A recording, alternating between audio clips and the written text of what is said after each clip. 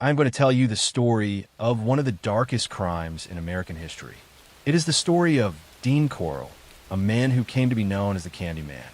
In the early 1970s, he and two teenage accomplices carried out one of the largest series of child murders in United States history.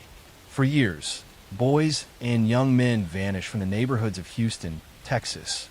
Families searched and begged for answers, while the crimes continued in secret. When the truth was finally revealed, it shocked an entire nation and left scars that would never heal. Dean Corll was born in 1939 in Fort Wayne, Indiana. His childhood was marked by instability. His parents had a troubled marriage, separating and reuniting several times. Dean was a shy child, often keeping to himself.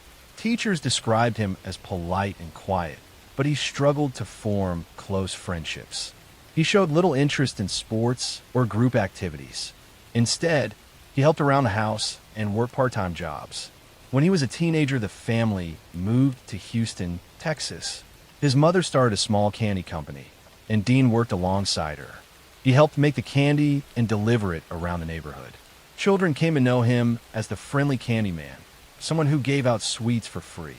This role would later form part of his disturbing reputation.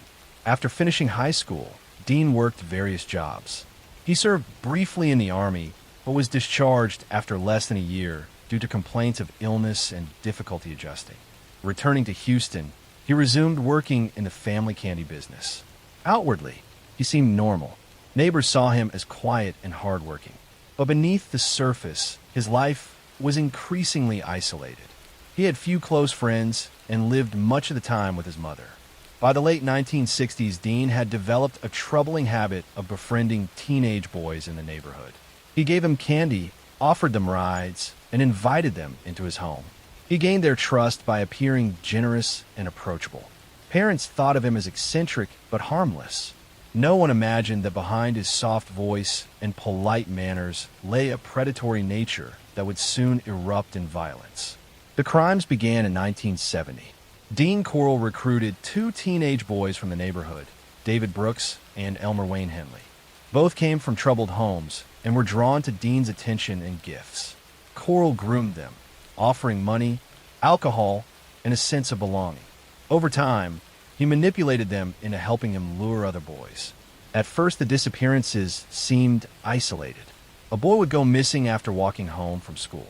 Another would vanish after leaving a party. Parents searched desperately, but police often dismissed the cases as runaways. In Houston at the time, teenage boys disappearing was not treated with the urgency it deserved. Corll exploited this indifference. Inside his modest rented homes, Corll built a soundproof room and created a horrifying environment. Victims were tied to wooden boards and restrained with handcuffs and nylon rope. He devised methods of torture that showed a cold, methodical cruelty. For hours or even days, the boys suffered before their lives were taken. Corll's crimes were not random acts of rage. They were planned rituals repeated again and again.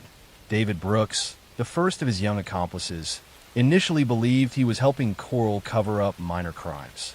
Over time, he realized the full horror, but was trapped by fear and manipulation.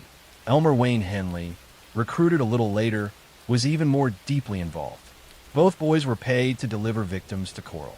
Sometimes they lured friends or classmates, betraying the very people they knew. By 1971, disappearances in Houston's Heights neighborhood had become disturbingly frequent. Entire families were devastated. Mothers plastered telephone poles with missing posters. Fathers searched the streets at night. Yet police continued to categorize the boys as runaways.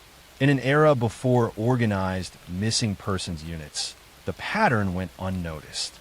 For Dean Corll, this lack of attention gave him freedom to continue. The victims ranged from 13 to 20 years old. Many were hitchhikers. Others were taken while walking home from school or from a party. Some were offered jobs or money by Henley or Brooks. Once inside Corll's home, their fate was sealed. The killings continued for years, unnoticed by the wider public. Corll developed a system for disposing of bodies.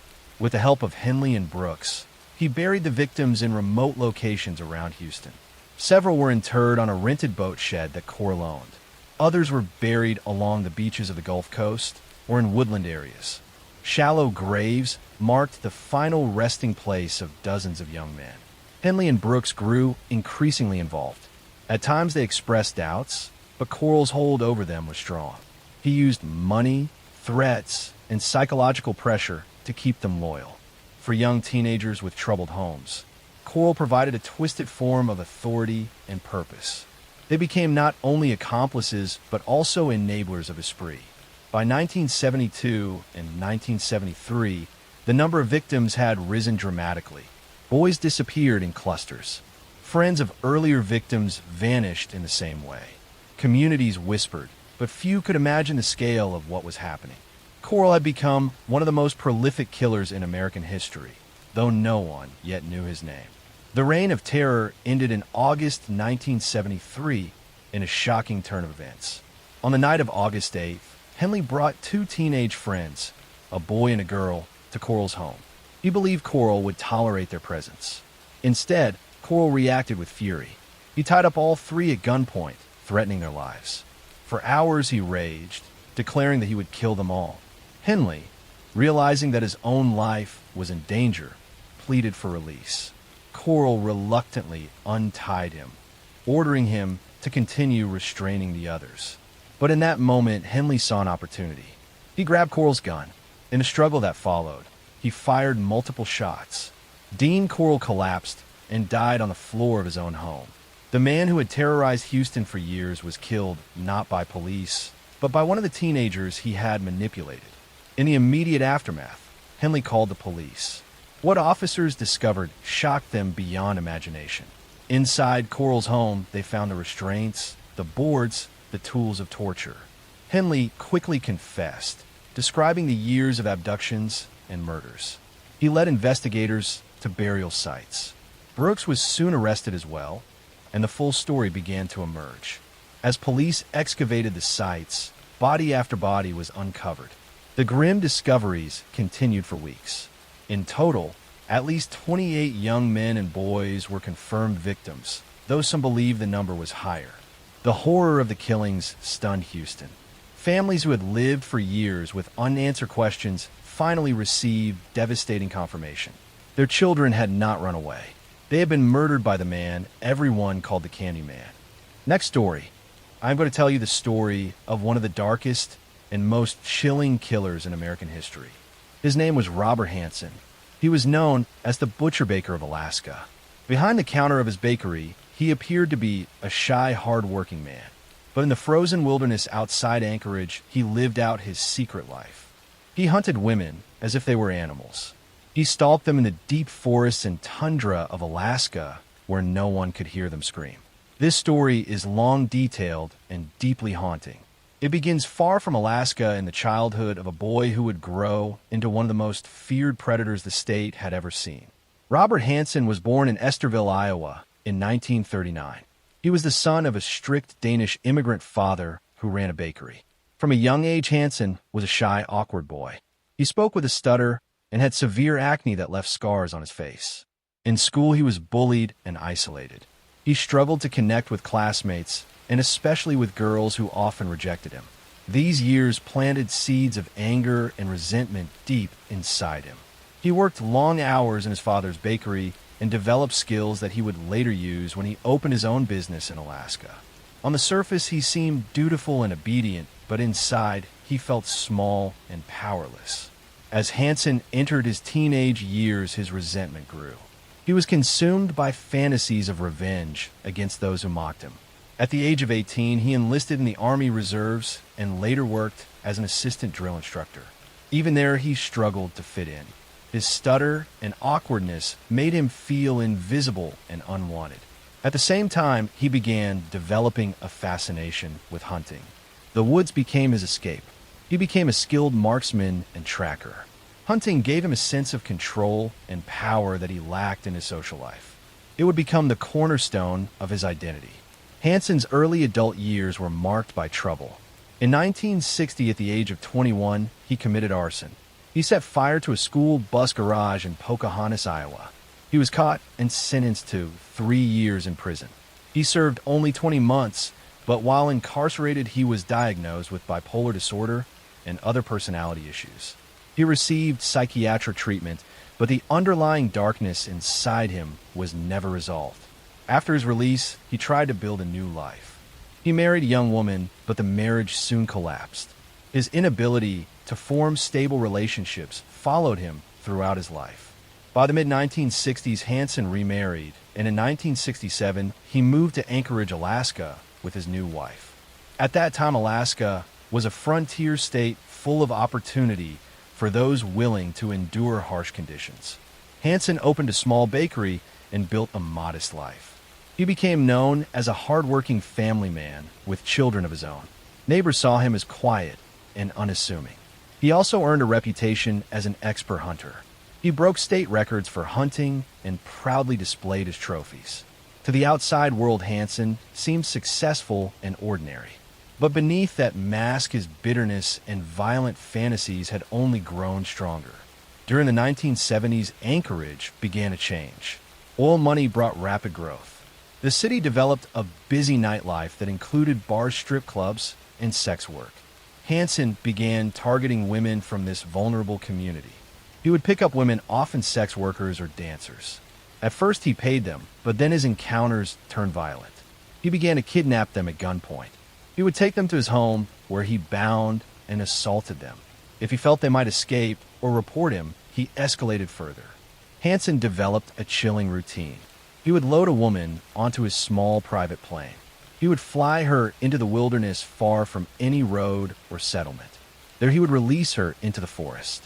But this was not freedom. Hansen would hunt her like game. Armed with a rifle and a knife, he tracked his victims through the cold, unforgiving terrain. He stalked them as they begged for their lives.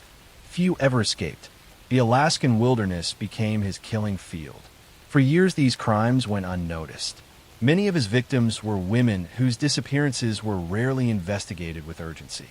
The transient nature of Anchorage nightlife made it easier for women to vanish without immediate suspicion.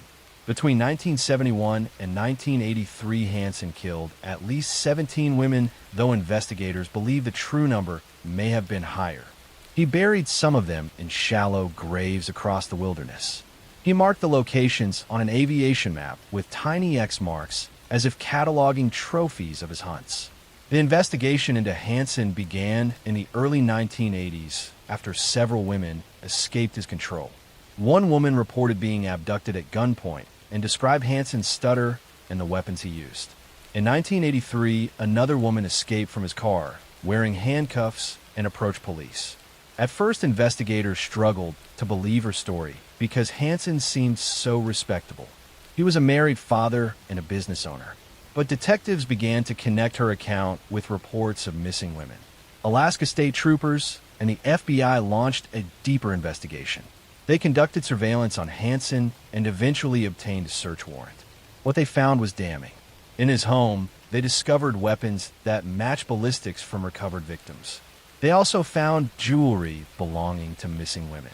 Most chilling of all was the aviation map with marks scattered across remote areas of Alaska. When authorities searched those sites, they found the bodies of women who had been missing for years. Faced with overwhelming evidence, Hansen confessed. He admitted to abducting and killing women, but insisted that not all the marks on the map were graves. He eventually led investigators to the locations of some victims. His calm matter-of-fact descriptions of the hunts horrified detectives. He described how he gave women a head start before pursuing them through the wilderness. In 1984, Hansen was convicted of multiple murders as well as kidnapping and assault. He was sentenced to 461 years in prison plus a life sentence without the possibility of parole.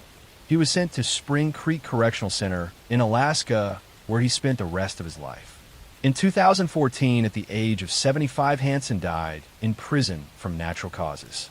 The story of Robert Hansen remains one of the most terrifying in true crime history.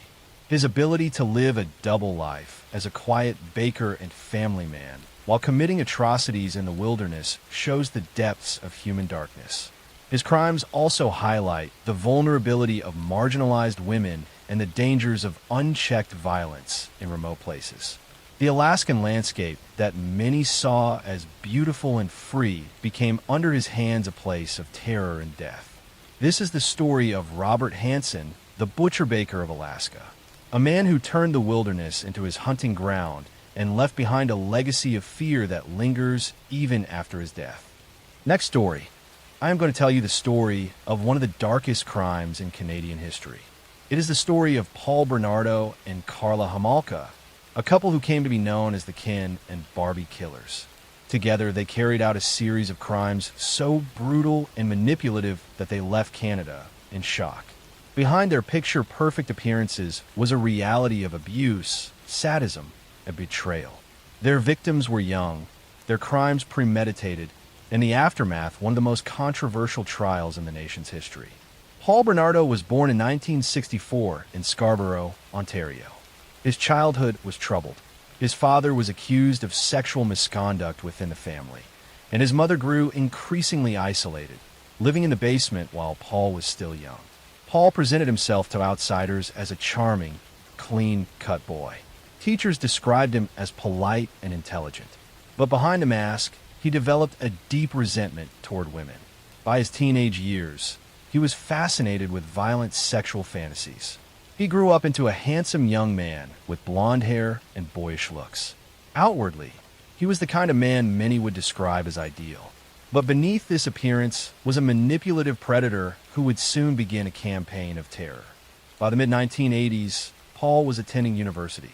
During this time, Scarborough was plagued by a series of brutal assaults. Women walking home at night were attacked by a man who followed them, dragged them into secluded areas, and assaulted them. The attacker became known in the media as the Scarborough Rapist. Police released composite sketches, and investigators gathered witness statements. Victims describe a young man with light hair and a calm voice, who seemed disturbingly polite even as he carried out the assaults. Unknown to the public, that man was Paul Bernardo. For years, he evaded capture, even when tips about his resemblance were called in. In 1987, Paul met Karla Homolka at a hotel restaurant. She was 17, he was 23. The attraction was immediate and intense. Karla was drawn to Paul's confidence and charm. Paul, in turn, found Karla unusually submissive and eager to please. Their relationship quickly grew into something more than romance. It became a partnership built on control, domination, and cruelty. Karla encouraged Paul's violent desires rather than rejecting them. Together, they formed a deadly bond that would soon target those closest to them. By the late 1980s, police had collected DNA samples from hundreds of men in the Scarborough area as part of their investigation into the rapes. Paul was among those tested. However, the backlog of samples delayed analysis. For years, his crimes remained hidden. Meanwhile, his relationship with Karla deepened. The couple became engaged, presenting themselves as a perfect love story. Friends and family saw them as a glamorous pair, destined for marriage. But within their private world, Paul demanded ever greater acts of submission. Karla, desperate to maintain his affection, complied. In 1990, Paul turned his attention to Karla's younger sister, Tammy. Tammy was only 15 years old. Paul expressed a disturbing fixation on her. Instead of resisting, Karla facilitated his desires. On the night of December 23rd, 1990, Karla and Paul drugged Tammy with animal tranquilizers stolen from Karla's workplace at a veterinary clinic. They filmed themselves assaulting her while she was unconscious. Tammy began to vomit during the attack, and despite attempts to revive her, she died. Paul and Karla called emergency services, claiming it was a tragic accident caused by alcohol. Authorities ruled her death accidental, and no investigation was pursued. Tammy was buried while her sister and Paul carried on their secret life. The following years brought more horror. In 1991, Paul and Karla abducted two teenage girls, Leslie Mahaffey and Kristen French. Leslie disappeared after being locked out of her home late one night. Paul and Karla lured her to their house, where they held her captive for days. They filmed themselves assaulting her before killing her and encasing her body in concrete blocks, which were later found in a nearby lake. Months later, Kristen French was abducted while walking home from school. She too was held captive, filmed, and murdered. These crimes spread fear across Ontario. Police searched for answers, but the killers remained hidden in plain sight. In February 1993, the investigation into the Scarborough rapist finally caught up to Paul. DNA testing had advanced, and samples collected years earlier now pointed directly to him. Detectives began surveillance. At the same time, Carla's relationship with Paul was deteriorating. He had grown increasingly violent toward her, and she sought medical treatment for injuries caused by his abuse. Fearing she would be implicated in his crimes, Carla approached lawyers. She struck a deal with prosecutors. In exchange for testimony against Paul, she would serve a reduced sentence.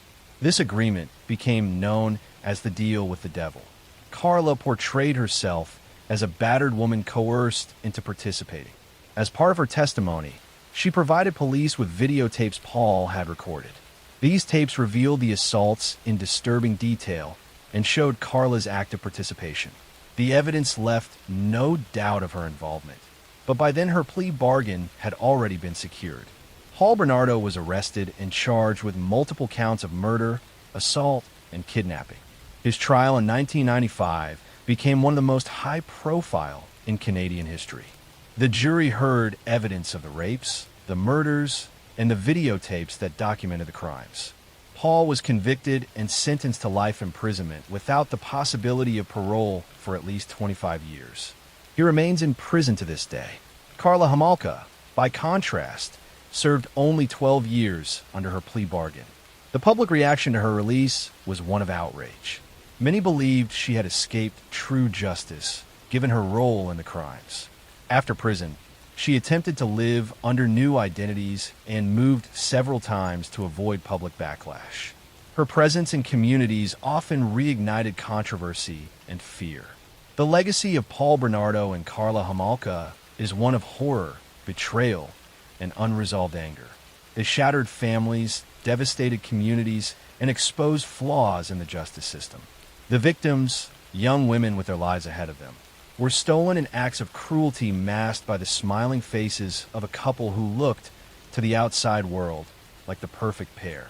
Beneath that image was darkness, so deep it remains one of the most haunting stories in Canadian history. Next story. I'm going to tell you the story of one of the most disturbing killers in recent American history. It is the story of Anthony Sowell, a man who came to be known as the Cleveland Strangler. Between 2007 and 2009, he murdered at least 11 women, hiding their bodies in his home while the neighborhood remained unaware of the horrors occurring next door. His crimes shocked the city of Cleveland and exposed both the depth of his cruelty and the failures of institutions meant to protect vulnerable people. Sowell's story is one of careful planning, predation, and the terrifying reality that a monster can live openly among ordinary people for years. Anthony Sowell was born in 1959 in Ohio.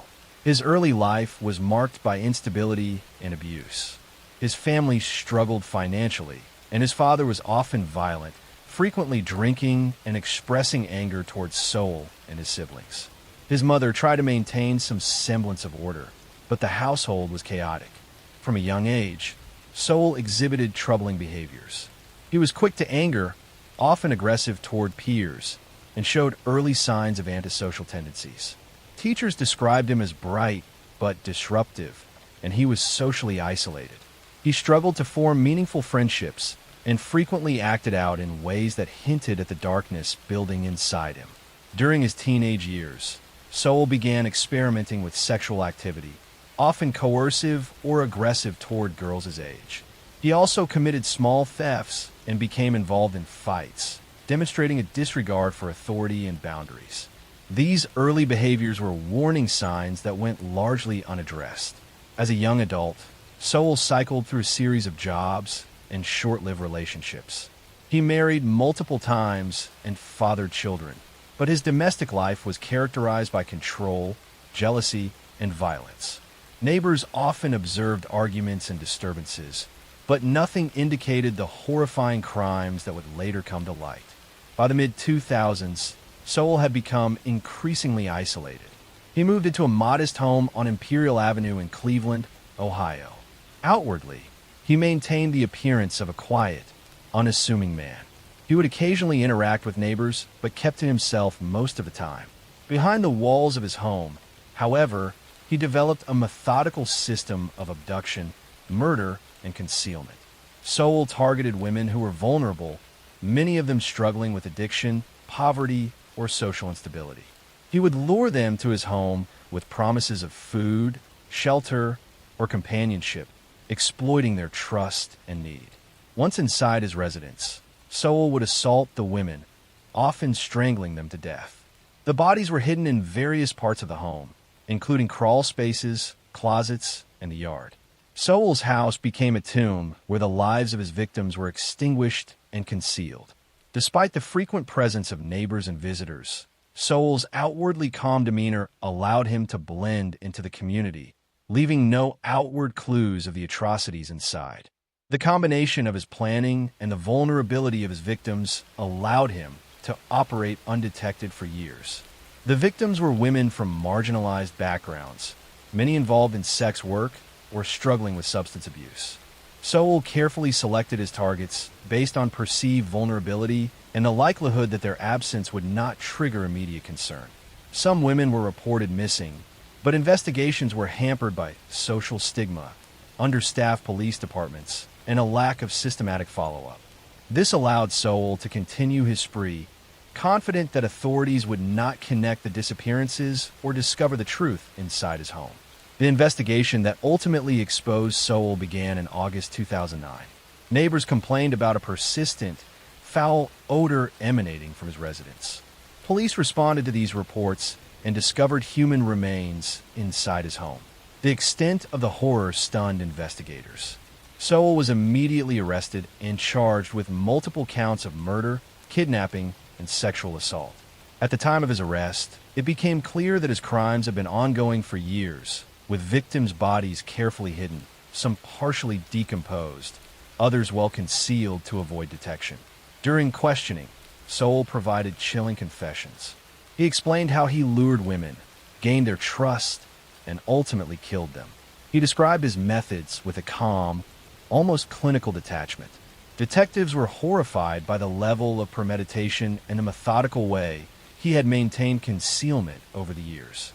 Each confession revealed the prolonged duration of his activities and the terrifying ease with which he moved among ordinary people while committing multiple murders.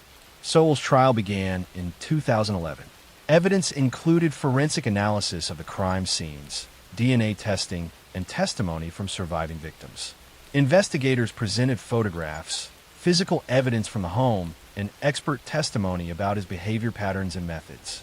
The prosecution argued that Sowell was fully aware of his crimes and had gone to great lengths to avoid detection, while the defense tried to present him as having a troubled upbringing that influenced his actions. The jury, however, was convinced of his guilt. He was convicted on all counts and sentenced to death, remaining on death row until his death in 2021 from natural causes. The aftermath of Sowell's crimes left a deep scar on Cleveland. The case revealed the vulnerabilities of women living in marginalized conditions and the dangers of social neglect. Families of the victims grieved deeply, expressing outrage at both the crimes and the systemic failures that allowed Sowell to continue unchecked. Social services, law enforcement, and community awareness were scrutinized, and efforts were made to improve protections for at-risk populations. Neighbors who had lived next to Sowell expressed disbelief and fear, reflecting on how a man living openly among them could commit such horrors without detection. Anthony Sowell's story is a reminder of the fragility of social systems designed to protect vulnerable people. It is a tale of a man who concealed his murderous impulses behind the mask of a quiet life, exploiting weaknesses in both society and the individuals around him. The victims, taken from communities already struggling with poverty and addiction, suffered in ways that society failed to prevent. Cleveland remembers the lives stolen by the Cleveland Strangler, a man whose cruelty and methodical predation left an enduring legacy of fear and sorrow. Next story. I'm going to tell you the story of one of the strangest and most chilling killing sprees in American history. It is the story of Herbert Mullen, a man who believed he was saving California from disaster by taking lives. In the early 1970s, he murdered 13 people in and around Santa Cruz. His crimes shocked a community already unsettled by other serial killers and left behind haunting questions about untreated mental illness, the failures of institutions, and the thin line between delusion and destruction. Herbert Mullen was born in 1947 in Salinas, California. His family later moved to the small town of Felton near Santa Cruz. From the outside, his childhood appeared normal. His father was a veteran and a stern but supportive figure, while his mother cared for the household. Herbert was described as polite and intelligent, though shy. He was an average student, well-liked by teachers. But beneath the surface, cracks were beginning to show. He struggled to connect with peers and often seemed withdrawn. In high school, when a close friend died in a car accident, the event left a lasting scar. He became fixated on death, increasingly anxious about the fragility of life. After graduation, he tried to build a normal future. He briefly attended college and considered a career in engineering. Yet by his early 20s, he began to show signs of severe mental illness. He heard voices, experienced paranoia, and grew convinced that disasters loomed. Doctors who examined him diagnosed schizophrenia. His family tried to help, but treatments at the time were inconsistent.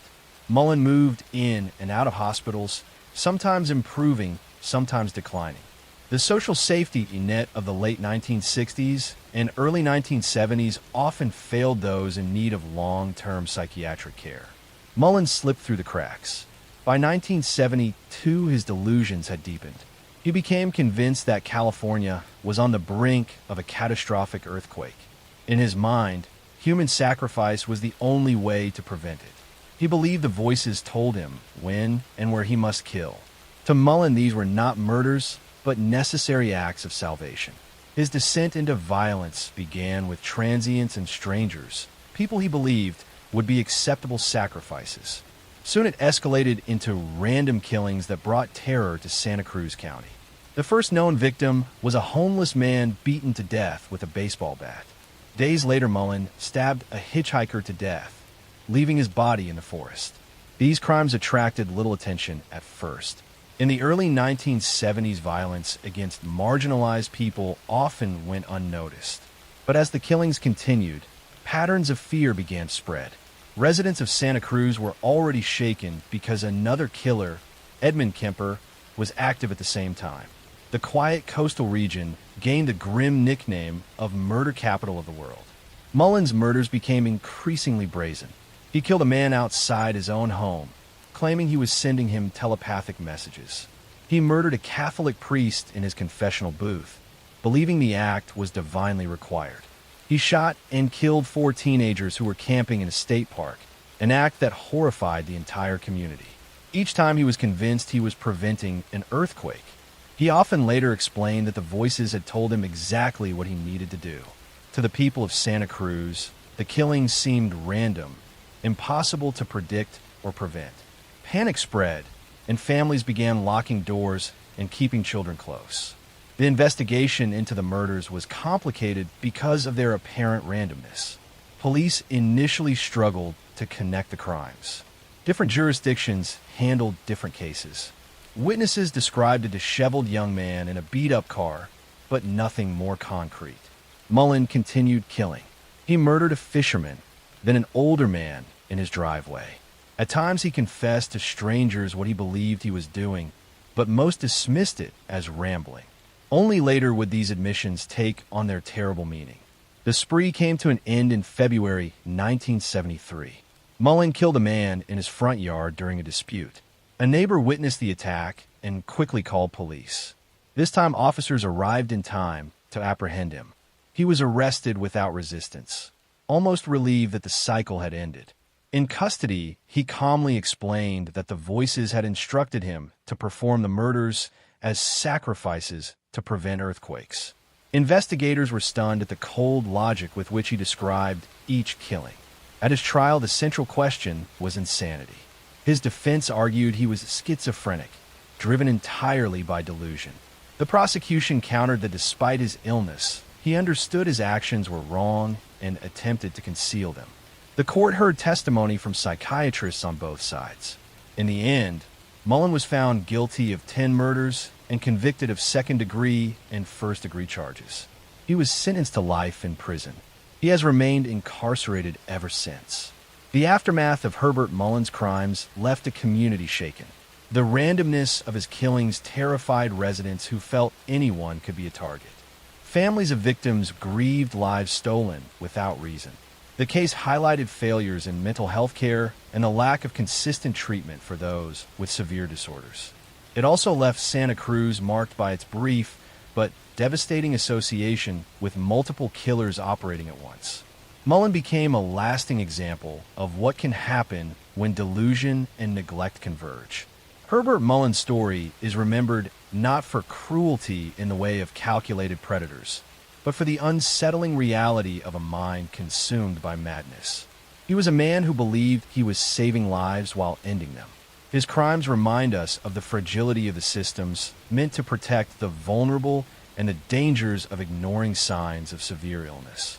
In the end, 13 people lost their lives, and a community was left to wonder how many tragedies might have been prevented if help had come sooner. Next story. Gary Leon Ridgway was born on February 18, 1949, in Salt Lake City, Utah. He was the second of 3 sons in a working-class family. His father, Thomas Ridgway, worked as a bus driver, while his mother, Mary, was a retail sales clerk.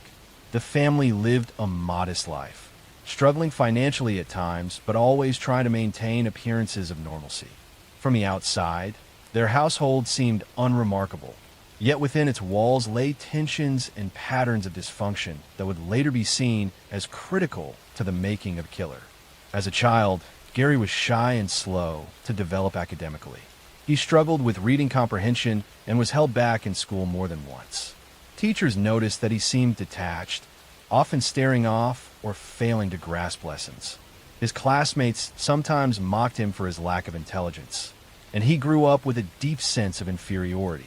This sense of being less than others would stay with him for life, shaping the way he related to people.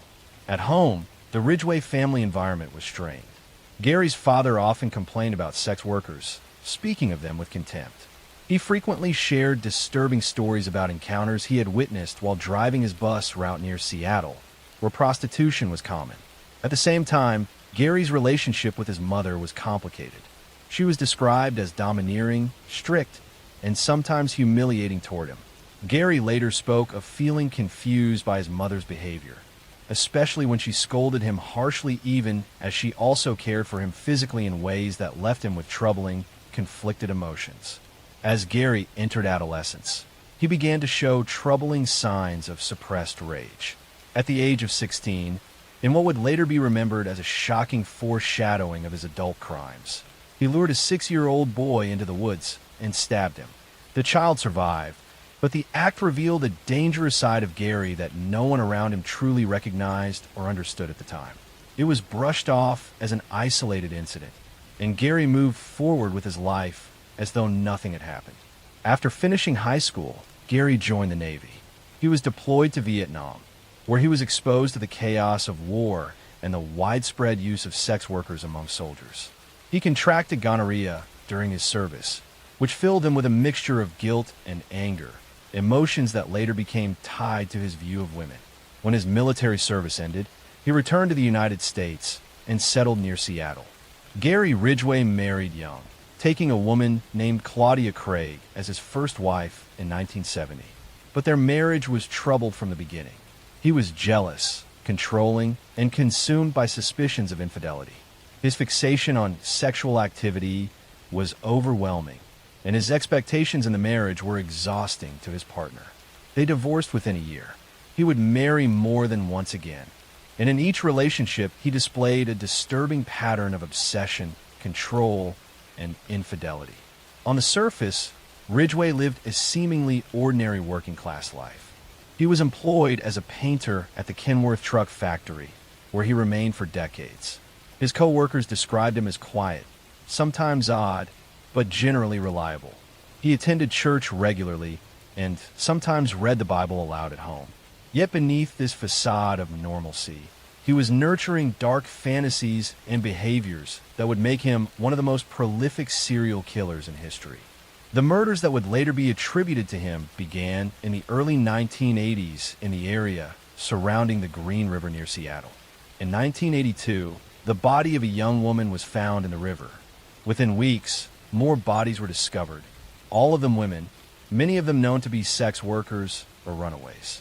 The victims were often strangled, sometimes with ligatures, and their bodies were left in wooded areas, ravines, or the river itself. The pattern became clear to investigators. They were dealing with a serial killer who targeted vulnerable women, lured them to his vehicle, murdered them, and then disposed of their bodies in clusters across the landscape. The press soon dubbed him the Green River Killer, a name that would haunt the Pacific Northwest for decades. The investigation quickly became one of the largest in American history. Task forces were formed, dozens of detectives and FBI profilers were assigned, and yet the killer remained elusive. Ridgway himself was interviewed as early as 1983. He admitted to knowing some of the victims and to picking up sex workers, but he was calm, cooperative, and passed a polygraph test. Without concrete evidence, the investigators let him go. Meanwhile, the bodies continued to accumulate. Throughout the 1980s, women kept vanishing from the Seattle area, many of them last seen near Pacific Highway South, a stretch of road notorious for prostitution. Their remains were later found in clusters in wooded dumping sites that Ridgway returned to more than once. He often revisited the corpses to perform acts of necrophilia, an element of his crimes that remained hidden until his eventual confessions. For years, the task force chased leads, investigated suspects, and tried new forensic methods. Among those who assisted was Robert Keppel, a detective who had previously investigated Ted Bundy. Bundy himself, sitting on death row in Florida at the time, even offered to help profile the Green River Killer. Bundy suggested that the killer likely revisited the bodies and that he chose vulnerable women because he knew their disappearances would draw less attention. At the time, investigators considered Bundy's insights, but still lacked the evidence to make an arrest. Ridgway's double life continued into the 1990s. He remarried, held his job steadily, and maintained a bland suburban existence. Neighbors described him as unremarkable, sometimes friendly, sometimes odd. Few suspected that the quiet man who mowed his lawn and attended barbecues was hiding the darkest of secrets. The break in the case came with the advancement of DNA technology. In the late 1990s and early 2000s, samples that had been preserved from the victims were tested using new methods. Semen found on several victims was matched conclusively to Gary Ridgway. In 2001, nearly 2 decades after the first murders, Ridgway was finally arrested. The arrest shocked those who knew him. Many could not reconcile the ordinary factory worker with the monstrous crimes. In custody, Ridgway eventually confessed to an astonishing number of murders. He admitted to killing at least 70 women, though he was only formally convicted of 49. His confessions revealed chilling details. He spoke matter-of-factly, with no visible remorse, explaining how he chose women he thought no one would miss, how he strangled them in his truck or home, and how he returned to their bodies long after their deaths. In 2003, Ridgway accepted a plea bargain that spared him the death penalty in exchange for full cooperation. He led investigators to previously undiscovered remains and described his methods in cold detail. The families of the victims attended hearings, listening as he recounted the deaths of their loved ones. For many, it was a devastating experience, but it also brought answers after decades of uncertainty. Ridgway was sentenced to life in prison without parole, serving his time at the Washington State Penitentiary. He remains there to this day, one of the most prolific serial killers in United States history. Story 2. John Wayne Gacy was born on March 17, 1942, in Chicago, Illinois, into a blue-collar family of Polish and Danish descent. His father, John Stanley Gacy, was a World War I veteran and auto repair machinist who carried the scars of alcoholism and a violent temper. His mother, Marion, was described as a kind and protective woman who tried to shield her children from the worst of their father's anger. John Wayne, known in the family simply as Johnny, was the second of three children, with two sisters who were close to him throughout his life. From an early age, Gacy's relationship with his father was one of fear and disappointment. The elder Gacy often belittled his son, calling him weak and stupid, mocking him for not being athletic, and sometimes beating him for minor infractions. Johnny longed for approval that never came. Even as he grew older and achieved small successes, his father dismissed him. His mother, on the other hand, offered him compassion and defended him from his father's abuse. But this only deepened the wedge between father and son. As a boy, Gacy suffered from health problems. He experienced fainting spells and was later diagnosed with a congenital heart condition that limited his ability to participate in sports. This weakness made him a target of bullying from peers and further scorn from his father, who saw physical strength as a mark of manhood. These early wounds of rejection and humiliation would stay with him for life. Despite his struggles, Gacy showed an ability to charm and make friends. He had a sociable nature and often tried to win people over with humor and friendliness. By his teenage years, he became active in community organizations, working in grocery stores, and showing leadership qualities that impressed many around him. Yet behind this affable exterior, he carried secrets of confusion about his identity, his desires, and his insecurities. After finishing high school, Gacy moved through a series of jobs, eventually finding work in management positions. He married his first wife, Marlyn Myers, in 1964, and the couple settled in Waterloo, Iowa, where her family owned a chain of Kentucky Fried Chicken restaurants. Gacy managed 3 of these restaurants, earning a good salary and presenting himself as a respectable young businessman. He joined the JCs, a civic organization where he rose quickly through the ranks, known for his enthusiasm and his ability to get others involved. But beneath this respectable exterior, Gacy harbored dark impulses. In 1968, he was charged with sexually assaulting a 15-year-old boy, an offense that shattered the image he had worked so hard to build. He was sentenced to 10 years in prison, and his wife divorced him, taking their 2 children and severing all ties. After serving just 18 months, Gacy was released in 1970 for good behavior. He returned to Chicago, determined to rebuild his life, but the seeds of his future crimes had already been planted. Back in Chicago, Gacy reinvented himself. He started a successful construction business, PDM Contractors, which specialized in painting, decorating, and maintenance. He remarried, this time to a woman named Carol Hoff, a divorced mother with 2 daughters. They moved into a house on Somerdale Avenue in Norwood Park, a quiet suburban neighborhood. To his neighbors, Gacy appeared to be a model citizen. He hosted parties, often cooking elaborate meals, and became involved in local Democratic Party politics. One of Gacy's most unusual hobbies was performing as a clown. He created 2 characters, Pogo the Clown and Patches the Clown, sewing the costumes himself and painting his own face. He entertained children at hospitals, charity events, and parades, earning him the nickname the Killer Clown in later years. To those who saw him perform, he seemed harmless, even joyful. Yet this persona masked the terrifying reality of what was happening inside his home. Throughout the 1970s, young men and boys began disappearing in the Chicago area. Many of them were runaways, drifters, or youth seeking work. Gacy often lured them with promises of construction jobs or money. Some he picked up hitchhiking, others he met at bus stations or on the street. Once inside his home, he would offer them alcohol or show them a trick involving handcuffs, claiming he could demonstrate how to escape. When they were restrained, he revealed his true intentions. He assaulted them, strangled them, and disposed of their bodies. The sheer number of victims is staggering. Over the years, Gacy murdered at least 33 young men and boys. He buried most of them in the crawl space beneath his house, layering the bodies in trenches that he dug himself. Others were disposed of in the nearby Des Plaines River.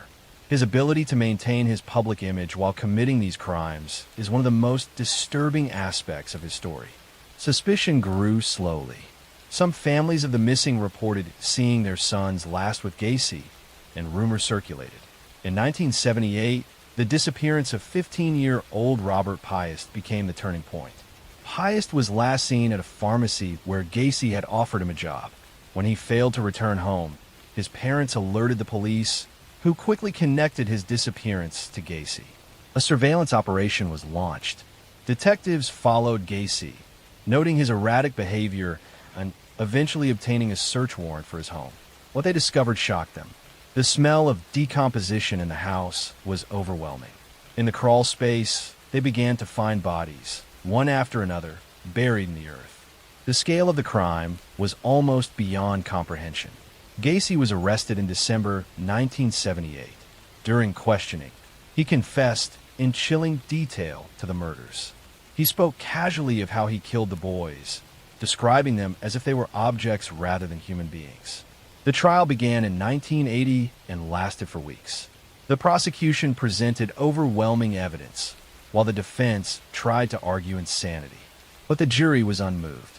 Gacy was found guilty of 33 murders, the largest number attributed to one person in United States history at that time. He was sentenced to death. For years, he lived on death row at Menard Correctional Center, appealing his sentence and maintaining at times that he was innocent, at other times admitting to the crimes. He became a notorious figure, even creating paintings that were sold for high prices by collectors morbidly fascinated with him. On May 10, 1994, John Wayne Gacy was executed by lethal injection. Crowds gathered outside the prison, some celebrating, others reflecting on the horror of his crimes. His last words were dismissive, showing no remorse for the lives he had taken. The legacy of John Wayne Gacy's crimes left a deep scar on the Chicago community and the families of his victims. His ability to live a double life, to be a businessman, a community volunteer, and a clown who entertained children, while at the same time burying dozens of bodies beneath his home, remains one of the most chilling examples of hidden evil. His case also led to greater awareness of the need for better investigations into missing persons, especially those from vulnerable groups. Story 3. The story of Peter Sutcliffe, later known to the world as the Yorkshire Ripper, begins in a quiet and ordinary setting, one that gave little hint of the darkness that would one day emerge. Born in Bingley, West Yorkshire, in 1946, Sutcliffe grew up in a working-class family in post-war England. His early life was marked by a somewhat withdrawn personality, a boy who seemed more comfortable in solitude than in crowds. Teachers and peers noticed that he was shy and sometimes awkward, but there was little outward sign of what was to come. The landscape of his childhood was one of smoky industrial towns, strict social structures, and families trying to rebuild their lives in the aftermath of war. As Sutcliffe grew older, those who knew him recalled a young man who seemed caught between the ordinary expectations of life and a deeper sense of disconnection. He worked various jobs, including in a factory and later as a truck driver, but he never seemed to settle. His relationships were strained, though he eventually married Sonia Surma in 1974, a woman who would remain by his side through much of the turmoil that was to follow. Their marriage was unusual, marked by long separations and a lack of intimacy, which only deepened Sutcliffe's sense of isolation. The crimes that would bring his name into infamy began in the mid-1970s. Between 1975 and 1980, women in the north of England began to be attacked with shocking brutality. Many were sex workers, living vulnerable lives on the margins of society. Others were simply ordinary women going about their daily routines. The killings were marked by a distinctive pattern, with the use of a hammer and a sharpened instrument that inflicted terrible injuries. The attacks were sudden, frenzied, and deeply violent, leaving behind scenes of horror that confounded the police and terrified the public. The press quickly seized upon the fear, labeling the unknown killer the Yorkshire Ripper, an echo of the Victorian-era Jack the Ripper murders in London. The name stuck, and with it came a wave of public panic. Women across the north of England lived under a shadow of dread, avoiding nighttime travel, staying in groups, and fearing the possibility that the next victim could be anyone. The climate of fear grew so severe that it reshaped social life, particularly for women, and placed immense pressure on law enforcement to find the culprit. The investigation, however, was plagued by mistakes. The West Yorkshire Police launched one of the largest manhunts in British history, interviewing thousands of men, compiling endless files of information, and struggling under the weight of both public expectation and their own internal errors. A major setback came in the form of the so-called Wearside Jack hoax. A man with a strong Sunderland accent sent letters and tapes to the police claiming to be the killer. The police, convinced of the authenticity of the recordings, diverted significant resources to focus on suspects with similar accents. In reality, the letters and tapes were fraudulent, later proven to have been sent by John Samuel Humble, a man with no connection to the actual murders. This misdirection allowed Sutcliffe to continue his killings while the investigation drifted off course. By the end of the decade, the list of victims had grown. Women such as Wilma McCann, Emily Jackson, Irene Richardson, Patricia Atkinson, Jane MacDonald, and many more had lost their lives in horrifying circumstances. Some victims were young women with children, others elderly, some students or shop assistants. Each case carried with it grief and devastation for families and communities, while the broader society lived with the constant unease of not knowing when or where the killer would strike next. Despite being interviewed by the police multiple times, Sutcliffe managed to avoid capture. He explained away inconsistencies, charmed his way out of suspicion, and benefited from the disorganization of the investigation. Files were misplaced, connections were overlooked, and the sheer scale of the inquiry left gaps through which Sutcliffe slipped repeatedly. The frustration of the detectives mounted, and the anger of the public grew. Women's rights groups organized protests, demanding greater safety and accountability, and criticizing the police for failing to protect the vulnerable. The breakthrough finally came in January 1981. Sutcliffe was arrested in Sheffield after police officers noticed false number plates on his car. Inside the vehicle, they discovered tools that connected him to the series of murders. Further investigation revealed bloodstains, weapons, and other evidence that left little doubt as to his guilt. Once in custody, Sutcliffe confessed to many of the murders, speaking in a detached and almost casual manner that shocked investigators. He claimed that he had been commanded by voices, a supposed divine directive to rid the world of prostitutes. Whether this was a genuine delusion or an attempt to craft a defense is still debated, but it became a central element of his trial. In May 1981, Sutcliffe stood trial at the Old Bailey. The proceedings gripped the nation as the court heard testimony about the murders, the botched investigation, and Sutcliffe's mental state. His defense argued diminished responsibility, claiming he suffered from paranoid schizophrenia. However, the jury rejected this, and Sutcliffe was convicted of 13 counts of murder and 7 counts of attempted murder. He was sentenced to 20 concurrent life terms in prison, a sentence later upgraded to a whole life tariff, ensuring that he would never be released. The aftermath of the case left lasting scars on British society. Families of the victims struggled with grief for decades, while the surviving victims bore the trauma of their attacks. The failures of the police investigation led to a major public inquiry, which criticized the West Yorkshire Police for their mishandling of the case and recommended sweeping reforms.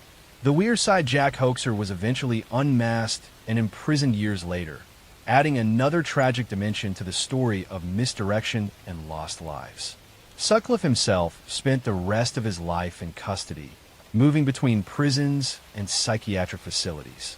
He was attacked several times by fellow inmates and lived under heavy guard. His health declined in later years, and he died in 2020 after contracting COVID-19, bringing an end to the life of a man whose crimes had cast a shadow over an entire generation. The story of the Yorkshire Ripper remains one of the most haunting chapters in British criminal history. It is a tale not only of violence and cruelty, but also of systemic failure, public fear, and the resilience of those who demanded justice. It reveals how the actions of one man can alter the lives of countless others, and how institutions meant to protect can falter under pressure. For decades, It has served as a cautionary reminder of the need for vigilance, fairness, and the protection of society's most vulnerable. Story 4. The story of Richard Ramirez, who would become infamously known as the Night Stalker, begins far from the bright lights of Los Angeles, in El Paso, Texas, where he was born in February 1960. He grew up in a troubled household, the youngest of 5 children in a working-class Mexican-American family.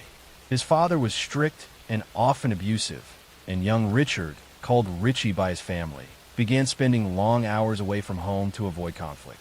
He slept in cemeteries as a child, he wandered the streets at night, and he grew up surrounded by influences that were anything but stable. From an early age, Ramirez was exposed to violence and darkness that would shape him forever. His older cousin, Miguel, was a Vietnam veteran who returned from the war with photographs of atrocities and stories of brutality.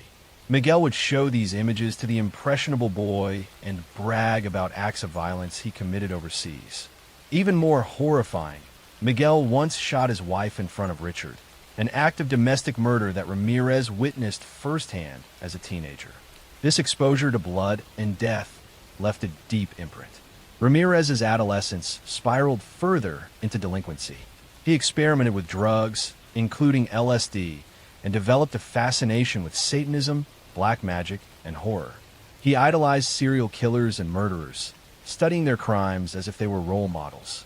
By his late teens, he was committing burglaries, drifting between jobs, and spending nights wandering city streets.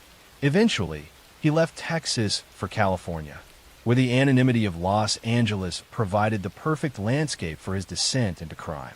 The wave of violence that earned him his place in history began in 1984. The first known murder linked to him was that of Jenny Vincow, a 79-year-old woman who was brutally attacked in her Los Angeles apartment. Her death bore the hallmarks of the savagery that would characterize many of his crimes: forced entry, overwhelming violence, and sexual assault. At first, the murder seemed isolated, but within months, the pattern grew. In 1985, Los Angeles was gripped by terror. Ramirez embarked on a spree of home invasions, murders, rapes, and assaults that appeared almost random in their targets. He attacked the young and the elderly, men and women, people of different races and backgrounds. No one felt safe because there was no clear profile of who might be next. He entered homes at night, often through unlocked windows or doors, and his victims woke to unspeakable violence. Some were shot, others stabbed, many bludgeoned. He left behind scenes of horror that investigators struggled to connect at first, but soon the public and police alike realized they were facing one of the most sadistic criminals in modern American history. Ramirez developed a ritualistic pattern. He used guns, knives, or blunt objects. He often assaulted women sexually, sometimes in front of their partners or children. He forced his victims to swear to Satan, leaving behind pentagrams drawn in lipstick or carved into skin.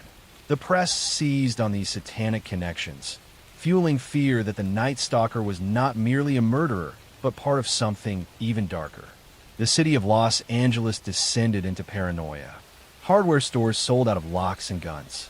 People double-bolted doors, installed alarms, and slept with weapons nearby. The heat of the summer in 1985 made this even more difficult, as residents kept their windows closed in fear. Every creak of the night became a cause for panic. The randomness of Ramirez's targets made him particularly terrifying. Unlike other killers who focused on specific types of victims, Ramirez struck without pattern, so no one felt safe. The police worked tirelessly, but Ramirez proved elusive. He used stolen cars, switched weapons, and left behind little that could lead directly to him.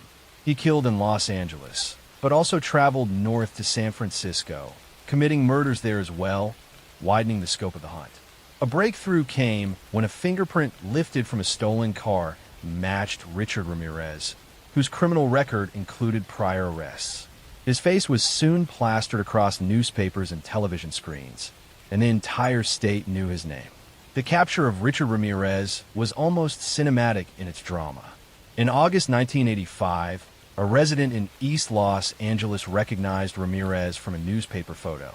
By chance, Ramirez had entered a local store and noticed his own face staring back at him from headlines.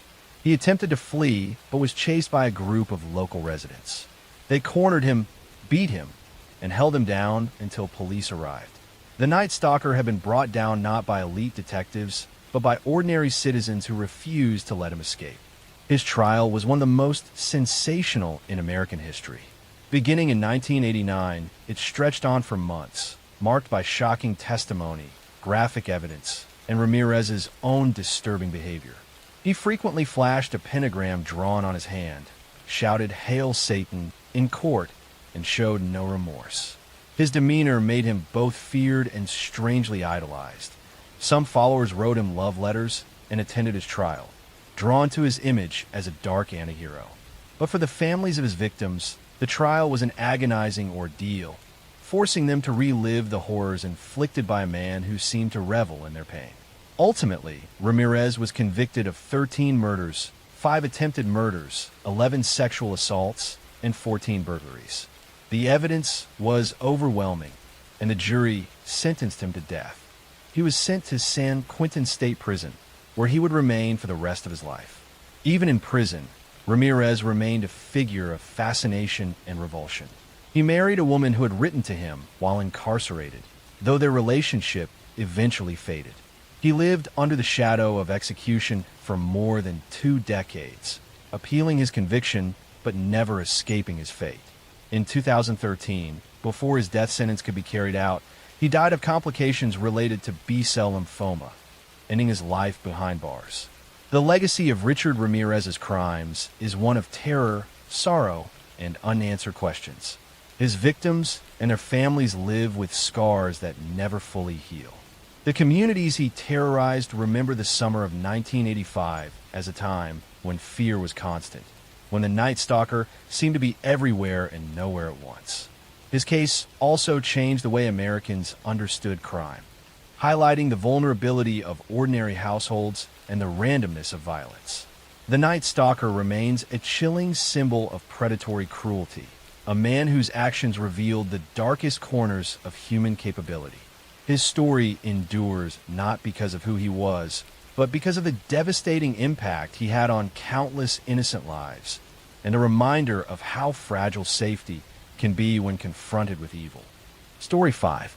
The story of Dennis Lynn Rader, who became known to the world as the BTK Killer, begins in the small city of Wichita, Kansas, a place that for many years felt far removed from the kind of horrors that would eventually unfold there.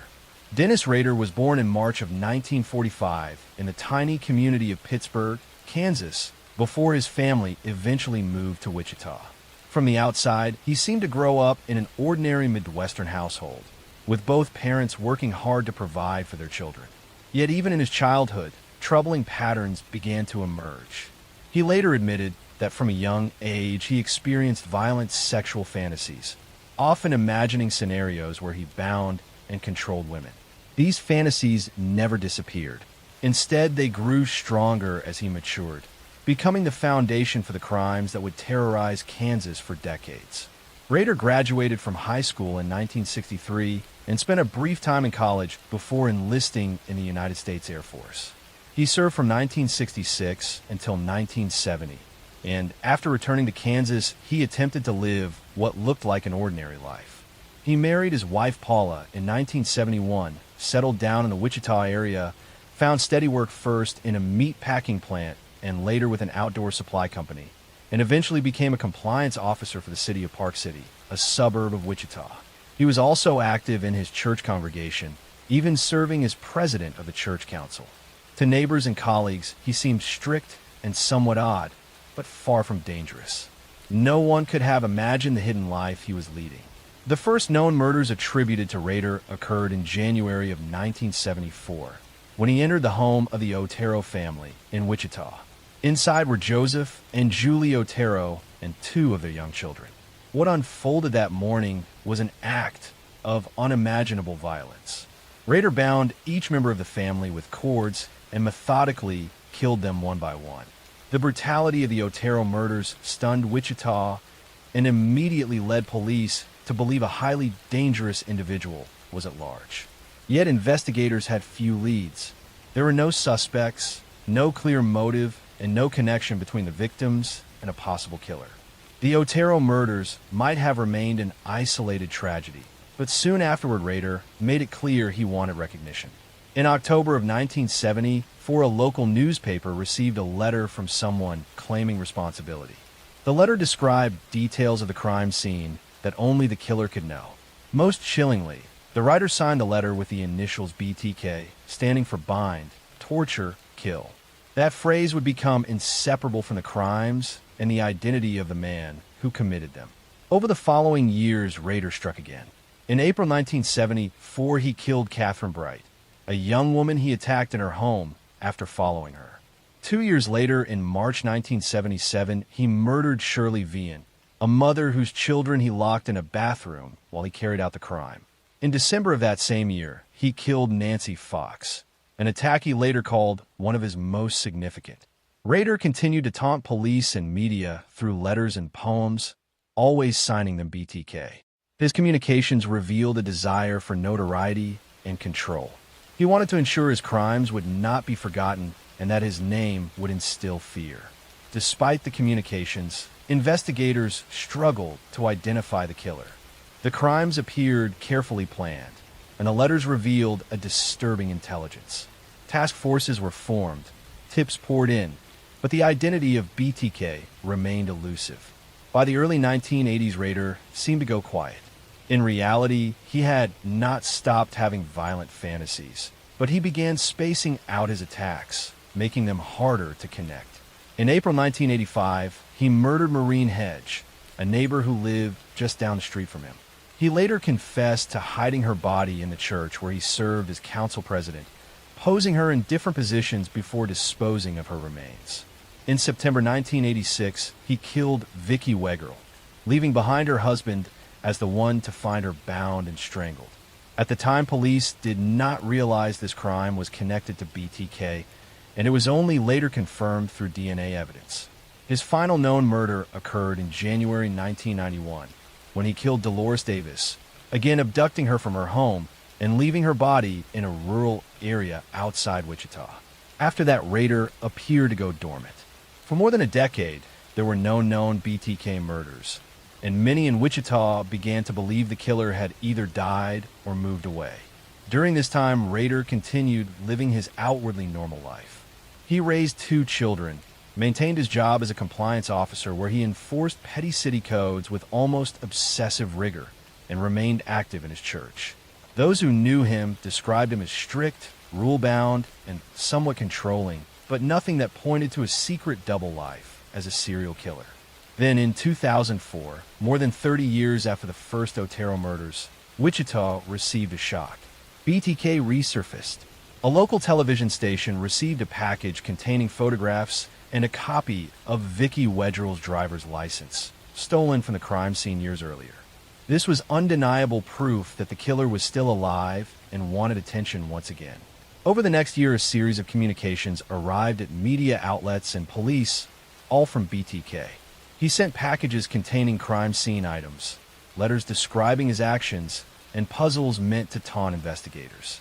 These new communications proved to be Rader's undoing. In one package, he asked police if they could trace information from a computer floppy disk. Investigators responded publicly through a newspaper ad suggesting it would be safe. When Rader eventually sent a floppy disk, forensic analysis revealed metadata linking the document to Christ Lutheran Church and the name Dennis Rader. Investigators quickly confirmed that DNA taken from Rader's daughter matched evidence preserved from earlier crime scenes. On February 25, 2005, Dennis Rader was arrested near his home in Park City. The news stunned the community. This man who had lived among them for decades, enforcing local codes and serving as a church leader, was now unmasked as the BTK killer. During interrogations, Rader calmly confessed to the murders, describing them in chilling detail. He showed no remorse, instead speaking about them as projects he had planned and executed. Rader was charged with 10 counts of first-degree murder, though he hinted at more crimes that could not be conclusively proven. In court, he pleaded guilty, giving a long and detailed confession that described each murder step by step. His demeanor was cold and matter-of-fact, horrifying the families of victims who listened in the courtroom. In August 2005, Rader was sentenced to 10 consecutive life terms without possibility of parole. He was sent to the El Dorado Correctional Facility in Kansas, where he remains today. His case continues to be studied for the way he maintained a double life, the methods he used to communicate with the public and law enforcement, and the failures and eventual success of the investigation that captured him. The aftermath of the BTK case left lasting scars on Wichita. For decades, families had lived in fear, never knowing who among them might secretly be BTK. The revelation that he was an ordinary neighbor and community leader was almost as terrifying as the crimes themselves. Next story. The story of Aileen Wuornos begins not in the chaos of her crimes, but in the turbulence of her early childhood. She was born in February 1956 in Rochester, Michigan, to a teenage mother and a father who would never play a role in her life. Her father was a convicted child molester who ended up in prison, later taking his own life, and her mother abandoned Aileen and her brother when Aileen was only a toddler. The two children were left to the care of their grandparents, a home that was supposed to provide safety, but instead became another environment of instability and abuse. Eileen's grandfather was a violent man, and her grandmother struggled with alcoholism. From an early age, Aileen experienced neglect, violence, and exploitation. By the time she was 11 years old, she had already begun trading sexual favors for food, cigarettes, and small amounts of money, surviving in a world that offered her no protection. She became pregnant as a teenager after being assaulted, and her baby was given up for adoption. Soon after, she was expelled from her home, left to survive entirely on her own. Her teenage years unfolded on the margins of society. She hitchhiked across states, lived outdoors, and engaged in sex work to sustain herself. Eileen's life became a cycle of transient relationships, brushes with the law, and survival through whatever means she could find. She was arrested multiple times for theft, fraud, and disorderly conduct. The years hardened her, stripping away any sense of stability or belonging. By the late 1980s, Wuornos was living in Florida, still drifting and surviving as a sex worker along highways. It was there, beginning in 1989, that her violent crimes began. Unlike many serial killers who targeted specific groups for twisted psychological reasons, Wuornos' murders were bound up with her own life circumstances. She claimed she killed men who had picked her up for sex when they became violent or attempted to assault her. But prosecutors would later argue her crimes were calculated robberies, carried out under the guise of self-defense. Her first known victim was Richard Mallory, a 51-year-old man who picked her up along a Florida highway.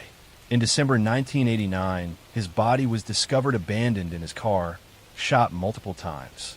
At first, the murder seemed like an isolated case, but over the next year, more bodies appeared. The victims were all men, found along roadsides or in wooded areas, killed with a gun, and often robbed of their belongings or vehicles. As the body count rose, eventually reaching 7 confirmed murders, fear spread through Central Florida. Police connected the killings by the consistent method and by witness descriptions of a woman seen with some of the victims shortly before their deaths.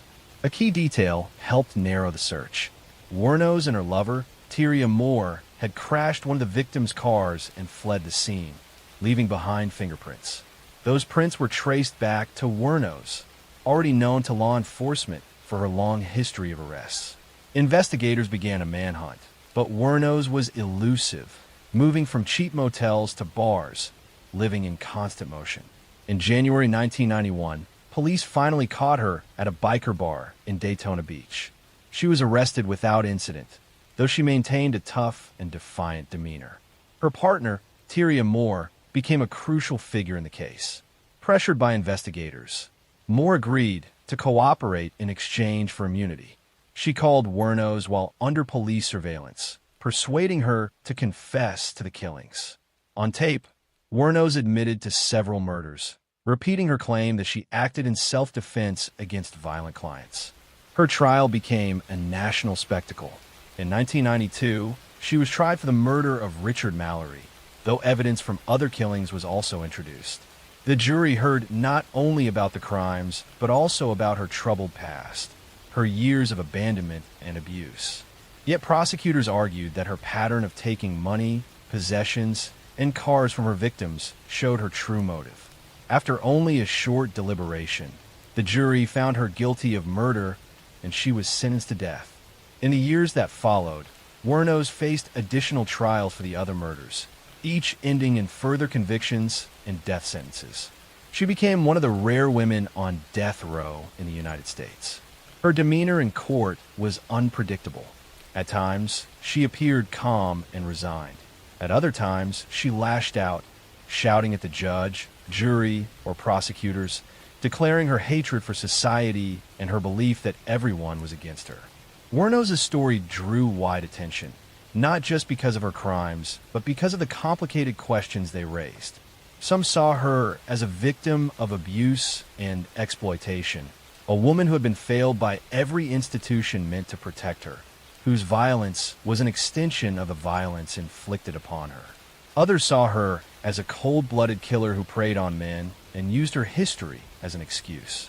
Her life and crimes became the subject of documentaries, books, and eventually the film Monster, which dramatized her story. But behind the media portrayal was a woman who lived nearly her entire life in pain, anger, and alienation. On October 9th, 2002, Aileen Wuornos was executed by lethal injection at Florida State Prison. She was 46 years old. In her final moments, she gave a rambling statement, referencing outer space, Armageddon, and her belief that she would return. She died quickly, ending a life that had been marked from childhood by violence and instability. The legacy of Aileen Wuornos remains controversial. To some, she symbolizes how cycles of abuse and neglect can create a person capable of great harm. To others, she is remembered simply as a killer who took innocent lives. What is undeniable is that her story stands apart in the history of American crime. A rare example of a female serial killer whose crimes gripped the nation and left behind endless debate about justice, responsibility, and the roots of violence. Her life reminds us how deeply environment and trauma can shape a person, but also how society struggles to reconcile sympathy with accountability. For her victims and their families, the question of motive mattered little compared to the irreversible loss they suffered. For true crime history, the name Aileen Wuornos remains forever etched as both a cautionary tale and a chilling story of violence born from a life of suffering. Next story. The story of John Wayne Gacy begins in the suburbs of Chicago, where he was born in March 1942 to a working-class family. From the outside, his childhood seemed ordinary, but behind closed doors, life was harsh and unforgiving. His father was an alcoholic with a violent temper who regularly belittled and beat him. His mother, though more nurturing, could not shield him from the constant abuse. Gacy grew up desperate for approval, especially from his father, yet he rarely received anything but criticism. As a child, Gacy suffered from health problems, including a heart condition that limited his physical activity. He often felt like an outsider, excluded from sports, and overshadowed by his father's disdain.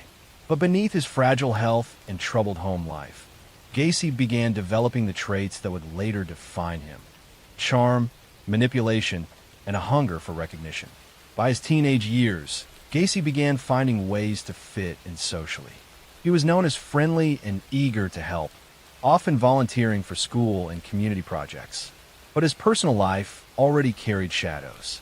He struggled with his sexuality, something he kept hidden at a time when homosexuality was harshly judged. His need to maintain a public image while concealing his private desires would become a recurring theme throughout his life. In early adulthood, Gacy drifted into sales and business management, where his charisma proved useful. He was ambitious, eager to prove himself, and capable of winning people over. But cracks appeared quickly. In the 1960s, after marrying and moving to Iowa, he was convicted of sexually assaulting a teenage boy. He served time in prison, where he earned a reputation as a model inmate. and was released after serving only a portion of his sentence. His wife divorced him during his incarceration, taking their children and leaving him to start over. When Gacy returned to Illinois, he reinvented himself. He became a contractor, starting his own business and employing local young men. He became active in Democratic Party politics, even posing for photographs with prominent politicians. He volunteered in the community, organizing parties and entertaining children while dressed as Pogo the Clown, a character he created.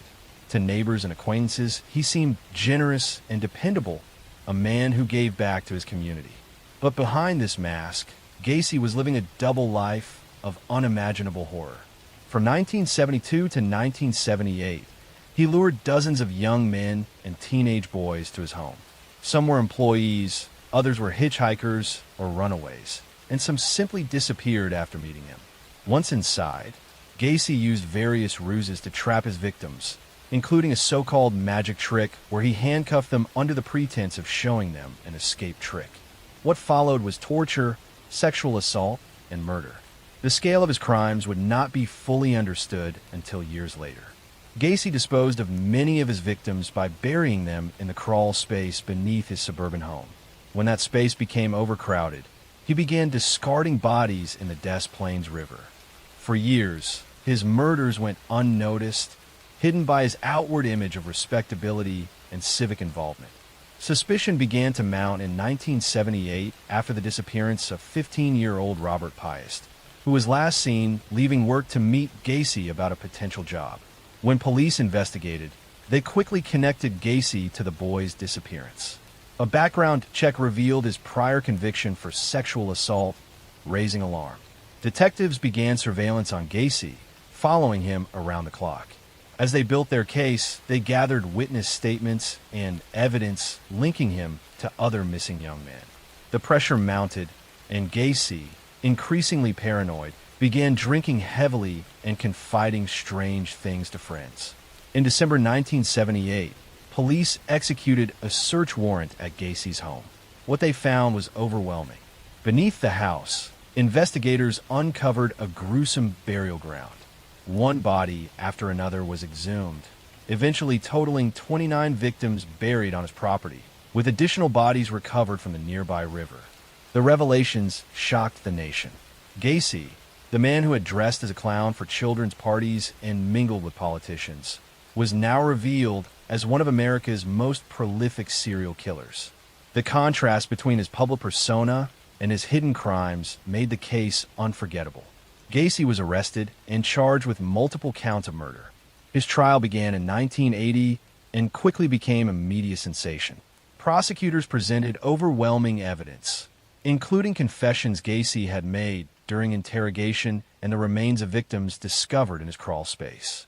The defense attempted to argue that Gacy was insane, claiming he had multiple personalities and that one of them, not the man himself, had committed the murders. The jury was not convinced. After a short deliberation, Gacy was found guilty of 33 counts of murder, one of the highest confirmed victim counts for a single killer in the United States. He was sentenced to death. For more than a decade, Gacy remained on death row, filing appeals and granting interviews. In these interviews, he alternated between admitting guilt, denying involvement, and even blaming others. He painted himself as a scapegoat, a victim of lies, despite the overwhelming evidence against him. On May 10, 1994, Gacy was executed by lethal injection. His final meal consisted of fried chicken, shrimp, and strawberries, and his final words were defiant, a reflection of the arrogance that had marked much of his life. The legacy of John Wayne Gacy is one of horror and betrayal. He was a man who hid his darkest crimes behind the painted smile of a clown, deceiving his community while committing acts of unspeakable violence. His case forced Americans to confront the uncomfortable truth that evil can lurk behind the most ordinary of facades, that a man who entertains children can also be capable of burying their peers beneath his own home. The Gacy murders remain a landmark case in American criminal history, a chilling reminder of how deception and cruelty can coexist within one person. For the families of his victims, The story is not about the bizarre details of his double life, but about the young lives cut short and the years of pain that followed. Even today, the name John Wayne Gacy evokes both fear and fascination, a symbol of hidden darkness and the limits of trust. His crawl space became a graveyard, his home a house of horrors, and his name one of the most infamous in the history of crime. Next story. The story of Richard Ramirez begins on February 29, 1960, in El Paso, Texas. He was the youngest of 5 children in a working-class Mexican-American family. From early childhood, Ramirez's life was scarred by violence and instability. His father, a former police officer in Mexico turned laborer in the United States, had a harsh temper. He frequently lashed out at his children, instilling fear rather than guidance. Richard was different from the start, prone to seizures and suffering from head injuries after repeated blows to the head. He struggled in school and became withdrawn. As a boy, he often slept in cemeteries to escape his father's wrath, finding comfort in the stillness of the night. But what might have been a shy, troubled boy soon began sliding towards something darker.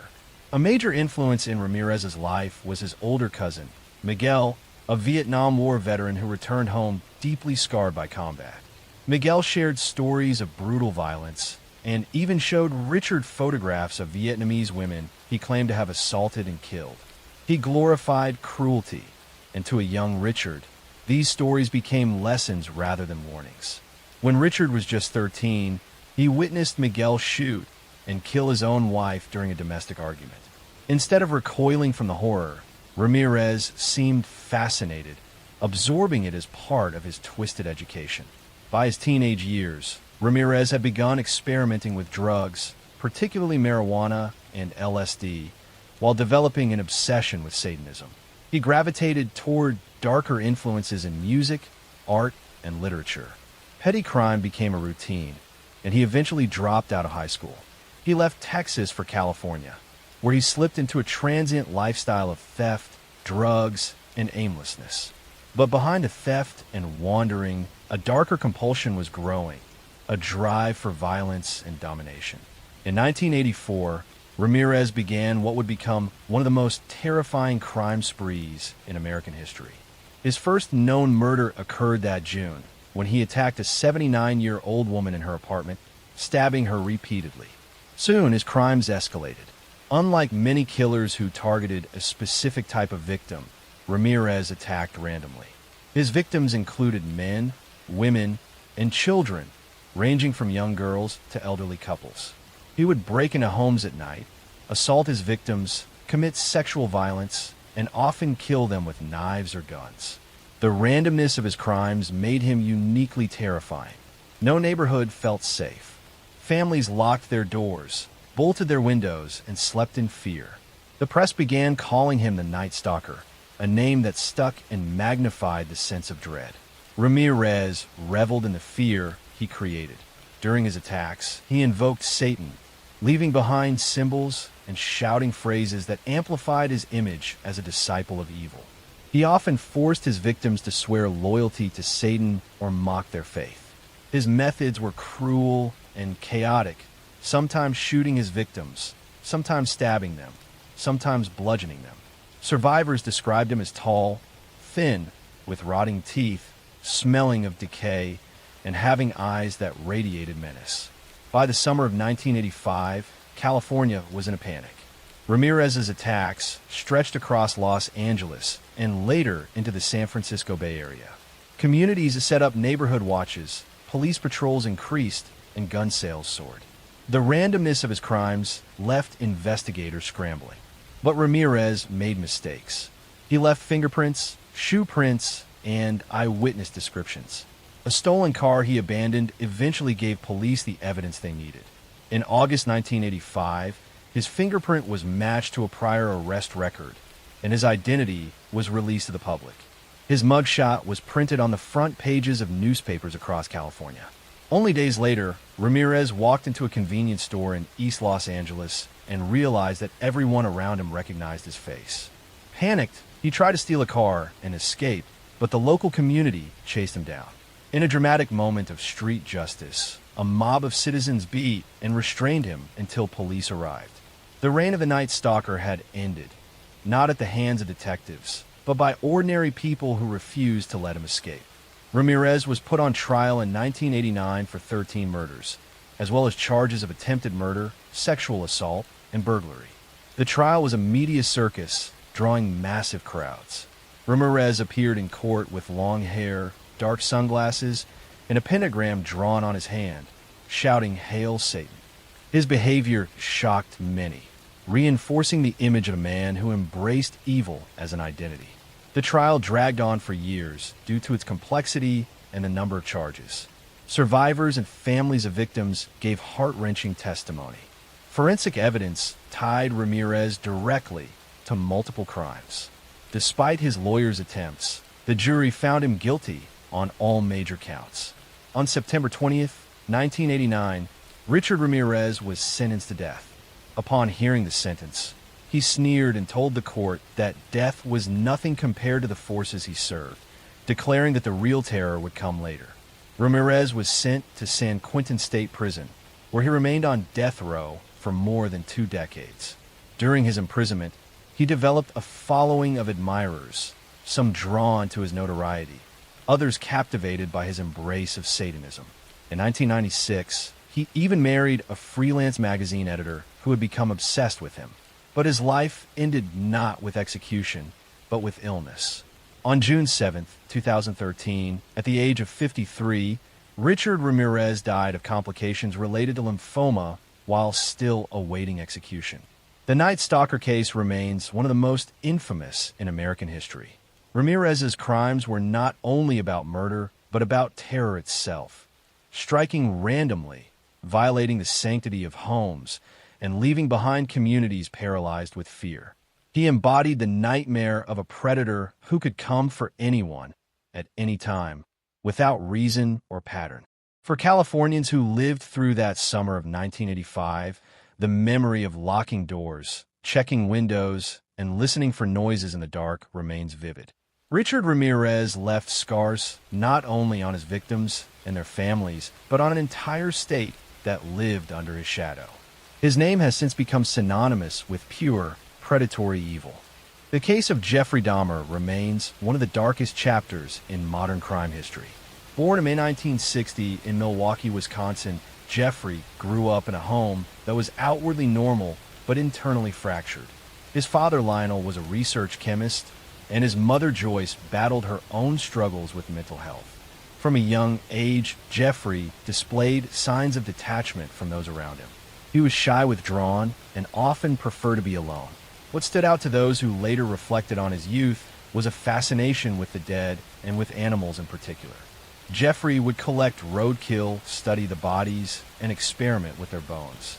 At the time, these habits were dismissed as odd, but not alarming enough to demand intervention. As Jeffrey entered his teenage years, his isolation deepened. Alcohol became his companion. He began drinking heavily, even during school hours, hiding liquor in the folds of his clothing or stashing it in lockers. His classmates sometimes laughed about it, but his drinking was a symptom of a deeper emptiness that was consuming him. He felt disconnected from people. At the same time, Jeffrey was beginning to struggle with his own sexual identity, and he later admitted that his urges were mixed with fantasies of control and domination. The pivotal moment that marked his first descent into murder came in June 1978, shortly after his high school graduation. His parents had separated, and Jeffrey was left alone in the family home. One evening, he picked up a hitchhiker named Stephen Hicks. Stephen was a young man heading to a rock concert, and he accepted Jeffrey's invitation to stop at the house for some drinks. At first, the atmosphere was friendly, but as the night wore on, Jeffrey realized that Stephen wanted to leave. Panic and desperation filled him because Jeffrey did not want to be alone again. He struck Stephen with a dumbbell and strangled him. This was the first murder. Afterward, Jeffrey dismembered the body and disposed of it in the woods behind the house. This act haunted him, but it also awakened something inside him that he would later admit he could not control. In the years that followed, Jeffrey tried to appear normal. He briefly attended Ohio State University, but dropped out after only a few months. His drinking worsened, and his father forced him to enlist in the army in 1979. Jeffrey trained as a medic in Germany. While stationed overseas, he continued to drink excessively. Some later reports suggested that he may have assaulted fellow soldiers, though these cases were never pursued in detail at the time. By 1981, he was discharged for his inability to function. With no stable direction, Jeffrey drifted between relatives and odd jobs. By the late 1980s, his impulses returned stronger. Living in Milwaukee in a small apartment, Jeffrey began frequenting gay bars and bathhouses. At first, he sought companionship, but his fear of abandonment twisted these encounters. He started drugging men to keep them unconscious during their encounters. Eventually, this progressed into murder once again. In 1987, he killed Stephen Twomey in a hotel room after a night of drinking. Jeffrey later claimed he awoke to find Stephen dead without memory of killing him, but this pattern of blackout, followed by violence, would repeat. Over the next 4 years, Dahmer embarked on a spree that would claim 16 more lives. His method was chillingly systematic. He lured young men and boys, often from marginalized communities, with promises of money or photographs. Once inside his apartment, he drugged them, strangled them, and kept their bodies for days. In some cases, he performed disturbing rituals of dismemberment and cannibalism. He kept skulls and body parts as trophies, storing them in his refrigerator in a blue barrel filled with acid. His obsession was not only with killing, but with creating a permanent companion who could never leave him. He attempted crude experiments of drilling holes into the skulls of victims and injecting chemicals in hopes of creating a compliant zombie-like partner. Despite the horror unfolding inside his apartment, Jeffrey remained surprisingly unnoticed. Several near escapes highlight the tragic failures of authorities. One of the most striking occurred in May 1991 when a 14-year-old boy named Konarak, sent the sum phone, managed to flee Jeffrey's apartment drugged and bleeding. Neighbors called police when they saw the boy wandering incoherently. Officers arrived, but Jeffrey convinced them that Konarak was his adult lover and that it was a private matter. The police accepted this explanation and left the boy in Jeffrey's custody. Within an hour, Jeffrey had killed him. These failures allowed Dahmer to continue his crimes until July 22nd, 1991, when another intended victim, Tracy Edwards, managed to escape. Edwards was lured to the apartment, but once inside, he noticed the smell and saw the strange surroundings. Jeffrey attempted to handcuff him, but Edwards fought back and fled through the door. He stopped police officers on patrol and led them back to the apartment. When police entered, they discovered photographs of dismembered bodies, and soon after, the full extent of Jeffrey's actions was revealed. The arrest shocked the nation. Neighbors who had complained of foul smells and odd noises were horrified to learn what had been happening next door. The investigation uncovered remains of multiple victims, as well as the tools and containers Jeffrey had used. His calm demeanor during questioning unsettled investigators. He openly admitted to the murders, describing his rituals in clinical detail. For the families of the victims, the revelations were devastating. Many of them were already living in difficult social and economic circumstances and now had to endure the public exposure of their loved ones' deaths. The trial began in January 1992 and drew international attention. Jeffrey pleaded guilty but insane. His defense argued that his mental illness drove his uncontrollable urges. The prosecution maintained that he knew exactly what he was doing and that he carefully planned his actions. After weeks of testimony, including graphic evidence, the jury found him guilty on 15 counts of murder. He was sentenced to 15 consecutive life terms, totaling nearly 1,000 years in prison. Prison did not bring peace. Jeffrey initially lived quietly behind bars, reading the Bible and speaking to chaplains. Yet other inmates viewed him with contempt. He sometimes mocked guards and prisoners by shaping his food into body parts, as if to relive his crimes. On November 28, 1994, Dahmer was attacked by a fellow inmate, Christopher Scarver. Scarver beat him to death in the prison bathroom. For many families, this ending felt like a final chapter, though it could never erase the pain. The legacy of Jeffrey Dahmer continues to stir debates about mental illness policing and the vulnerability of marginalized groups. His crimes revealed systemic failures in law enforcement, who dismissed the concerns of neighbors and ignored the pleas of victims. It showed how predators can hide in plain sight, while institutions fail to protect those most at risk. Documentaries and books continue to analyze the case, but beyond the sensationalism lies the human cost. 17 lives were lost, each with families who still mourn. Story 2. Ted Bundy remains a name etched into the darkest pages of criminal history. Born in November 1946 in Burlington, Vermont, Theodore Robert Bundy grew up in an environment of secrets. His mother, Eleanor, raised him with the support of her strict parents. For a time, Ted believed his grandparents were his parents, and his mother was his sister. The truth of his parentage remained confusing, and he grew up with an undercurrent of instability.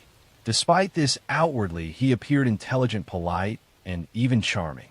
As a young boy, Bundy displayed early signs of detachment and fascination with control. Neighbors recalled that he sometimes placed knives around his aunt as she slept. He also developed a habit of peeping into windows and stealing items from homes. Still, these warning signs went largely unnoticed. He was a good student and seemed socially adept. Teachers saw him as quiet and well-mannered. In the 1960s, Bundy attended the University of Washington in Seattle. There he studied psychology and became politically active, volunteering for campaigns and working a crisis hotline. Colleagues at the hotline would later recall his calm voice and apparent empathy for callers in distress. Nobody suspected that he was already harboring violent fantasies. Bundy's murders began in the early 1970s, though it is believed he may have killed earlier. He targeted young women, often students who resembled a former girlfriend he felt deeply rejected by. He would approach them in public places pretending to be injured or in need of help. Sometimes he wore a sling or used crutches. When kind strangers offered assistance, he would lead them to a secluded area and attack. His earliest confirmed victims were in Washington state. In 1974, a series of disappearances began to alarm police. Women vanished from college campuses, leaving little trace. One of the first was Linda, an Healy, a student at the University of Washington, who disappeared from her home in January 1974. That summer, two women, Janice Ott and Denise Naslund, disappeared on the same day from Lake Sammamish State Park. Witnesses described a handsome man with a cast on his arm asking women to help him load a sailboat. He introduced himself as Ted. This was one of the first times investigators had a name. Bundy's ability to charm and deceive allowed him to evade suspicion. He continued his studies, even attending law school. Outwardly, he dated women, maintained friendships, and volunteered in politics. Yet beneath this mask, his killings escalated. He abducted, raped, and murdered women across multiple states, including Washington, Oregon, Utah, and Colorado. His method was consistent. He lured victims, often at night, assaulted them, and killed them usually by strangulation or bludgeoning. He sometimes revisited the bodies, leaving them in remote wooded areas, and in some cases committing acts of necrophilia. By 1975, Bundy had moved to Utah, and killings began there as well. Local investigators grew alarmed at the pattern. He was eventually arrested that year after police found burglary tools in his car, which also contained suspicious items like handcuffs and a ski mask. At the time, this evidence was not enough for a murder charge, but it marked the beginning of his downfall. Bundy managed to escape custody multiple times, which only added to his infamy. In 1977, while held in Colorado, he leapt from a courthouse library window and fled. He was recaptured, but later that year, he escaped again from his jail cell by squeezing through a hole in the ceiling. He made his way across the country to Florida. In Florida, Bundy unleashed his most brutal attacks. In January 1978, he entered the Chi Omega sorority house at Florida State University. In the early hours of the morning, he attacked 4 women in their rooms, killing 2 of them, Lisa Levy and Margaret Bowman, and severely injuring the others. Only weeks later, he abducted and murdered a 12-year-old girl named Kimberly Leach. These crimes shocked the nation and ended any illusion that Bundy was a man who could restrain himself. His capture came soon after. In February 1978, he was pulled over by police in Pensacola driving a stolen car. Once identified, his face was splashed across newspapers nationwide. The trial that followed was the first to be televised, and millions watched as Bundy attempted to defend himself in court. He cross-examined witnesses and played the role of his own lawyer. His charm and arrogance fascinated the media, but the evidence against him was overwhelming. Bite mark analysis tied him to the Chi Omega murders, and witnesses placed him near the scenes. In 1979, Bundy was convicted and sentenced to death. Additional trials followed for the murder of Kimberly Leach, and he received another death sentence. Over the next decade, he lived on death row in Florida, appealing his case and granting interviews. During this time, he confessed to more than 30 murders, though investigators believe the true number may be higher, possibly over 100. Bundy described in chilling detail how he selected and killed his victims. In January 1989, his appeals ran out, and he was executed in the electric chair at Florida State Prison. Outside, the prison crowds gathered, chanting and celebrating the end of his life. For many families, the execution closed a painful chapter, though the scars of loss remained. The legacy of Ted Bundy endures because his crimes revealed how easily appearances can deceive. He was educated, articulate, and outwardly normal, yet beneath that facade lay a predator driven by compulsion. His case led to greater awareness of a need for coordinated police work across states, since Bundy moved freely between jurisdictions. It also highlighted the vulnerability of young women who trusted a stranger in need. Today, Bundy is remembered not only for his crimes, but also for the way society responded to him. The media often portrayed him as charismatic, which drew criticism for humanizing him instead of focusing on the victims. Books, documentaries, and films continue to analyze his life, but at the core remain the stories of the women whose lives were stolen. They were daughters, sisters, and friends who deserve remembrance beyond the shadow of the man who killed them. Bundy's story is one of deception, manipulation, and cruelty wrapped in the mask of normalcy. It endures as a warning that evil can sometimes wear the most ordinary face. Story 3. John Wayne Gacy was born in March 1942 in Chicago, Illinois. He grew up in a working-class family with a father who was an alcoholic and physically abusive. His childhood was marked by fear and insecurity. Though he tried to please his father, nothing ever seemed enough. He suffered from health problems, including a heart condition that limited his activities. These early years shaped a man who longed for acceptance, but carried deep resentment and anger inside.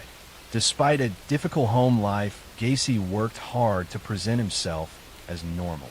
In high school, he was not particularly athletic, but he participated in clubs and worked odd jobs. He developed an early interest in politics and community activities. After leaving school, he married and tried to build a stable life. For a time, he seemed successful. He managed several fast food restaurants and became involved in local organizations. His outward personality was friendly and generous. He hosted neighborhood gatherings and was known to dress as a clown named Pogo to entertain children at hospitals and community events. This image of the cheerful neighbor and community volunteer would later stand in sharp contrast to the darkness he hid. Beneath the mask of normalcy, Gacy was leading a double life. He had already faced accusations of assaulting young men in the 1960s while living in Iowa. He was convicted of sexually abusing a teenage boy in 1968 and sentenced to prison. Though he served less than 2 years, he returned to Chicago with a record that should have been a warning. Instead, he managed to rebuild his reputation. He remarried, started his own construction business, and became active in local politics. He was even photographed with prominent politicians. To the public, he was a respected businessman. To those closest to him, there were glimpses of volatility, but few suspected the horror that lay hidden. Gacy's crimes escalated in the early 1970s. He lured young men and boys to his home, often offering them work construction jobs or simply a safe place to hang out. Once inside his modest suburban house, he would overpower them. His method became ritualistic. He used handcuffs, sometimes presenting them as a party trick. After restraining his victims, he would assault, torture, and eventually strangle them. Most of the killings took place in his home while his neighbors remained unaware. The number of victims grew over the years. Gacy buried many of them in the crawl space beneath his house.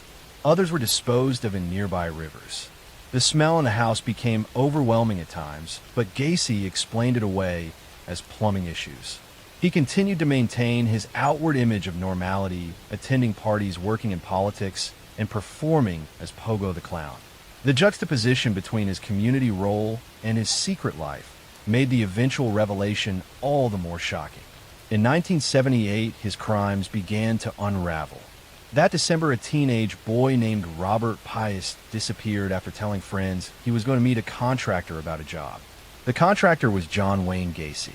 When police began investigating, they quickly connected Gacy to other missing young men. They obtained a search warrant and entered his house. Inside, they found items that belonged to several missing victims. The stench from the crawl space raised immediate suspicions. A second search warrant allowed police to dig beneath the house. What they uncovered was a nightmare. Body after body was exhumed from the crawl space. In total, 29 victims were buried there, with additional remains found in rivers nearby. Many of the victims were teenagers or young men who had simply vanished without explanation. For families who had searched desperately for answers, the discovery was devastating. Gacy was arrested and interrogated. His demeanor shocked investigators. He confessed calmly to more than 30 murders, describing his methods in chilling detail. He admitted that he had sometimes killed 2 victims in a single night. He spoke of the killings as though they were routine parts of his life. His lack of remorse and the sheer scale of his crimes stunned even seasoned detectives. The trial of John Wayne Gacy began in 1980. It attracted enormous attention. Prosecutors laid out the evidence of his double life and the brutality of his murders. The defense attempted to argue insanity, but the jury was unconvinced. The calculated nature of his crimes and his ability to maintain a normal outward life demonstrated that he understood his actions. After only a short deliberation, the jury found him guilty on 33 counts of murder. It was one of the largest conviction totals for a single person in American history at the time. Gacy was sentenced to death. He spent 14 years on death row at Menard Correctional Center in Illinois. During this time, he painted hundreds of portraits, many of them depicting clowns. These paintings were sometimes sold at auctions, sparking controversy. Gacy gave interviews in which he denied responsibility despite his earlier confessions. He claimed he was the victim of a conspiracy. His shifting stories only added to his notoriety. On May 10th, 1994, John Wayne Gacy was executed by lethal injection. Outside, the prison crowds gathered in celebration. For many families, the execution brought some closure, though nothing could restore the lives that were lost. The sheer scale of his crimes left a permanent scar on the communities he had haunted. The case of John Wayne Gacy continues to resonate because of the contrast between his public and private lives. He was the friendly neighbor, the businessman, the clown who entertained children, yet behind closed doors, he was a predator who murdered more than 30 young men. His ability to hide in plain sight exposed flaws in the system and highlighted how vulnerable runaway teens and young workers were in the 1970s. The legacy of Gacy is one of horror and deception. His crimes serve as a reminder that appearances can be misleading and that predators can exist even in the most ordinary neighborhoods. The memory of his victims endures as a testament to lives cut short by a man who wore a mask, both literal and figurative. Behind the smile of a clown lay the heart of a killer. Story 4. The Zodiac Killer is a name that still casts a shadow over the history of American crime. Active in the late 1960s and early 1970s in Northern California, the Zodiac terrorized communities with brutal murders and cryptic letters. Unlike many other killers, his identity was never confirmed, which has only deepened the mystery and fear surrounding the case. The first confirmed attack attributed to the Zodiac occurred on December 20th, 1968, near the small town of Benicia, California. 2 teenagers, David Faraday and Betty Lou Jensen, were on their first date when they parked at a Lover's Lane spot. A car pulled up beside them. The assailant forced them out and shot both of them with a handgun. Betty Lou died instantly, and David was mortally wounded. There was no robbery or clear motive. It seemed a senseless act. Investigators had few leads, and the case went cold. On July 4th, 1969, another couple, Darlene Farron and Mike Mageau, were sitting in a car at Blue Rock Springs Park in Vallejo when a vehicle pulled up. The driver left, then returned and opened fire with a handgun. Darlene was killed, and Mike survived with serious injuries. Just over an hour later, a man called the Vallejo police station claiming responsibility not only for this attack, but also for the previous one on David and Betty Lou. The caller provided details that had not been released publicly. It was the first direct communication from the man who would call himself the Zodiac. Weeks later, newspapers received letters written by the killer. These letters were taunting, filled with strange symbols and coded messages. In one, he introduced himself with the chilling phrase, "This is the Zodiac speaking." He demanded that the letters be published or he would kill more people. Inside the letters were cryptograms that he claimed revealed his identity. One of the first ciphers was cracked by a schoolteacher and his wife. It did not reveal a name, but instead a disturbing message where the killer declared that he enjoyed killing because it was fun. The Zodiac struck again on September 27, 1969 at Lake Berryessa. Brian Hartnell and Cecilia Shepard were relaxing by the water when a man approached wearing a hood with a crosshair symbol on the chest. He tied them up and stabbed them repeatedly. Brian survived, but Cecilia later died. Before leaving the scene, the attacker scrawled a message on the victim's car door with the dates of his previous attacks and his distinctive crosshair symbol. Only 2 weeks later, on October 11th, 1969, the Zodiac murdered cab driver Paul Stein in San Francisco. He shot him in the head and then bizarrely cut a piece of the victim's shirt to send later with a letter. Witnesses saw the killer at the scene, describing him as a white male in his 30s with glasses. Despite this near miss, the Zodiac managed to escape into the night. Police rushed to the area, but confusion about the suspect's race led officers to let him walk past them. This mistake may have cost them their best chance at capture. Over the following years, the Zodiac continued to send letters to newspapers and police. In them, he mocked investigators, boasted about his crimes, and threatened mass killings. He claimed responsibility for dozens of murders, though only a handful have been definitively linked to him. The letters often included ciphers, some of which remain unsolved to this day. His messages revealed a man who craved attention and control more than anything. He wanted to be feared and to prove that he was smarter than the authorities. The investigation into the Zodiac was massive. Police departments across multiple counties worked together, but cooperation was strained at times. Thousands of tips poured in, and hundreds of suspects were investigated. The most famous suspect was Arthur Lee Allen, a convicted child molester who lived in Vallejo and matched some descriptions. He was interviewed multiple times and even named in a search warrant. Circumstantial evidence pointed toward him, but definitive proof never surfaced. DNA analysis years later did not match him, though doubts and debates remain. As time passed, the Zodiac's letters grew less frequent. His last confirmed correspondence was in 1974. After that, the trail went cold. Some believe he died or was imprisoned for another crime. Others think he simply stopped writing and continued living quietly under a false identity. The lack of closure left victims' families and investigators frustrated. In the decades since the killings, the Zodiac has become part of American folklore. Books, documentaries, and films have kept the story alive. Amateur sleuths have dedicated their lives to decoding his ciphers and piecing together clues. In 2020, a team of codebreakers finally solved one of his unsolved ciphers sent in 1969. The message contained more taunts, but again, no name. This reinforced the idea that the Zodiac never intended to reveal his identity. His goal was to manipulate the public and instill fear. The impact of the Zodiac case was profound. It highlighted the challenges of interagency cooperation in the pre-digital era when communication between counties was slow. It showed how media attention could both aid and hinder investigations. The constant publication of his letters gave him the spotlight he desired, but also kept the public informed.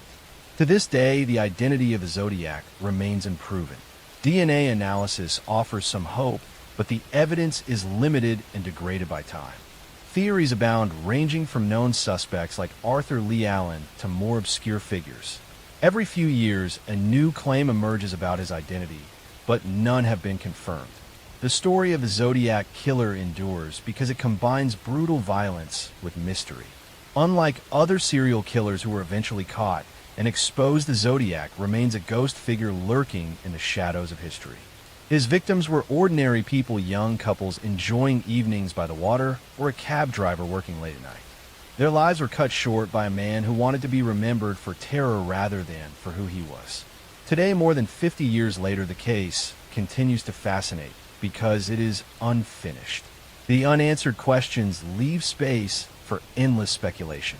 The Zodiac's cryptic symbols remain as haunting reminders of a killer who manipulated fear with both weapons and words. His legacy is not only in the murders he committed, but in the way he exploited mystery itself, turning crime into a dark puzzle that is yet to be solved. Story 5. Richard Ramirez was born in February 1960 in El Paso, Texas. His childhood was marked by instability and violence. His father was strict and often abusive.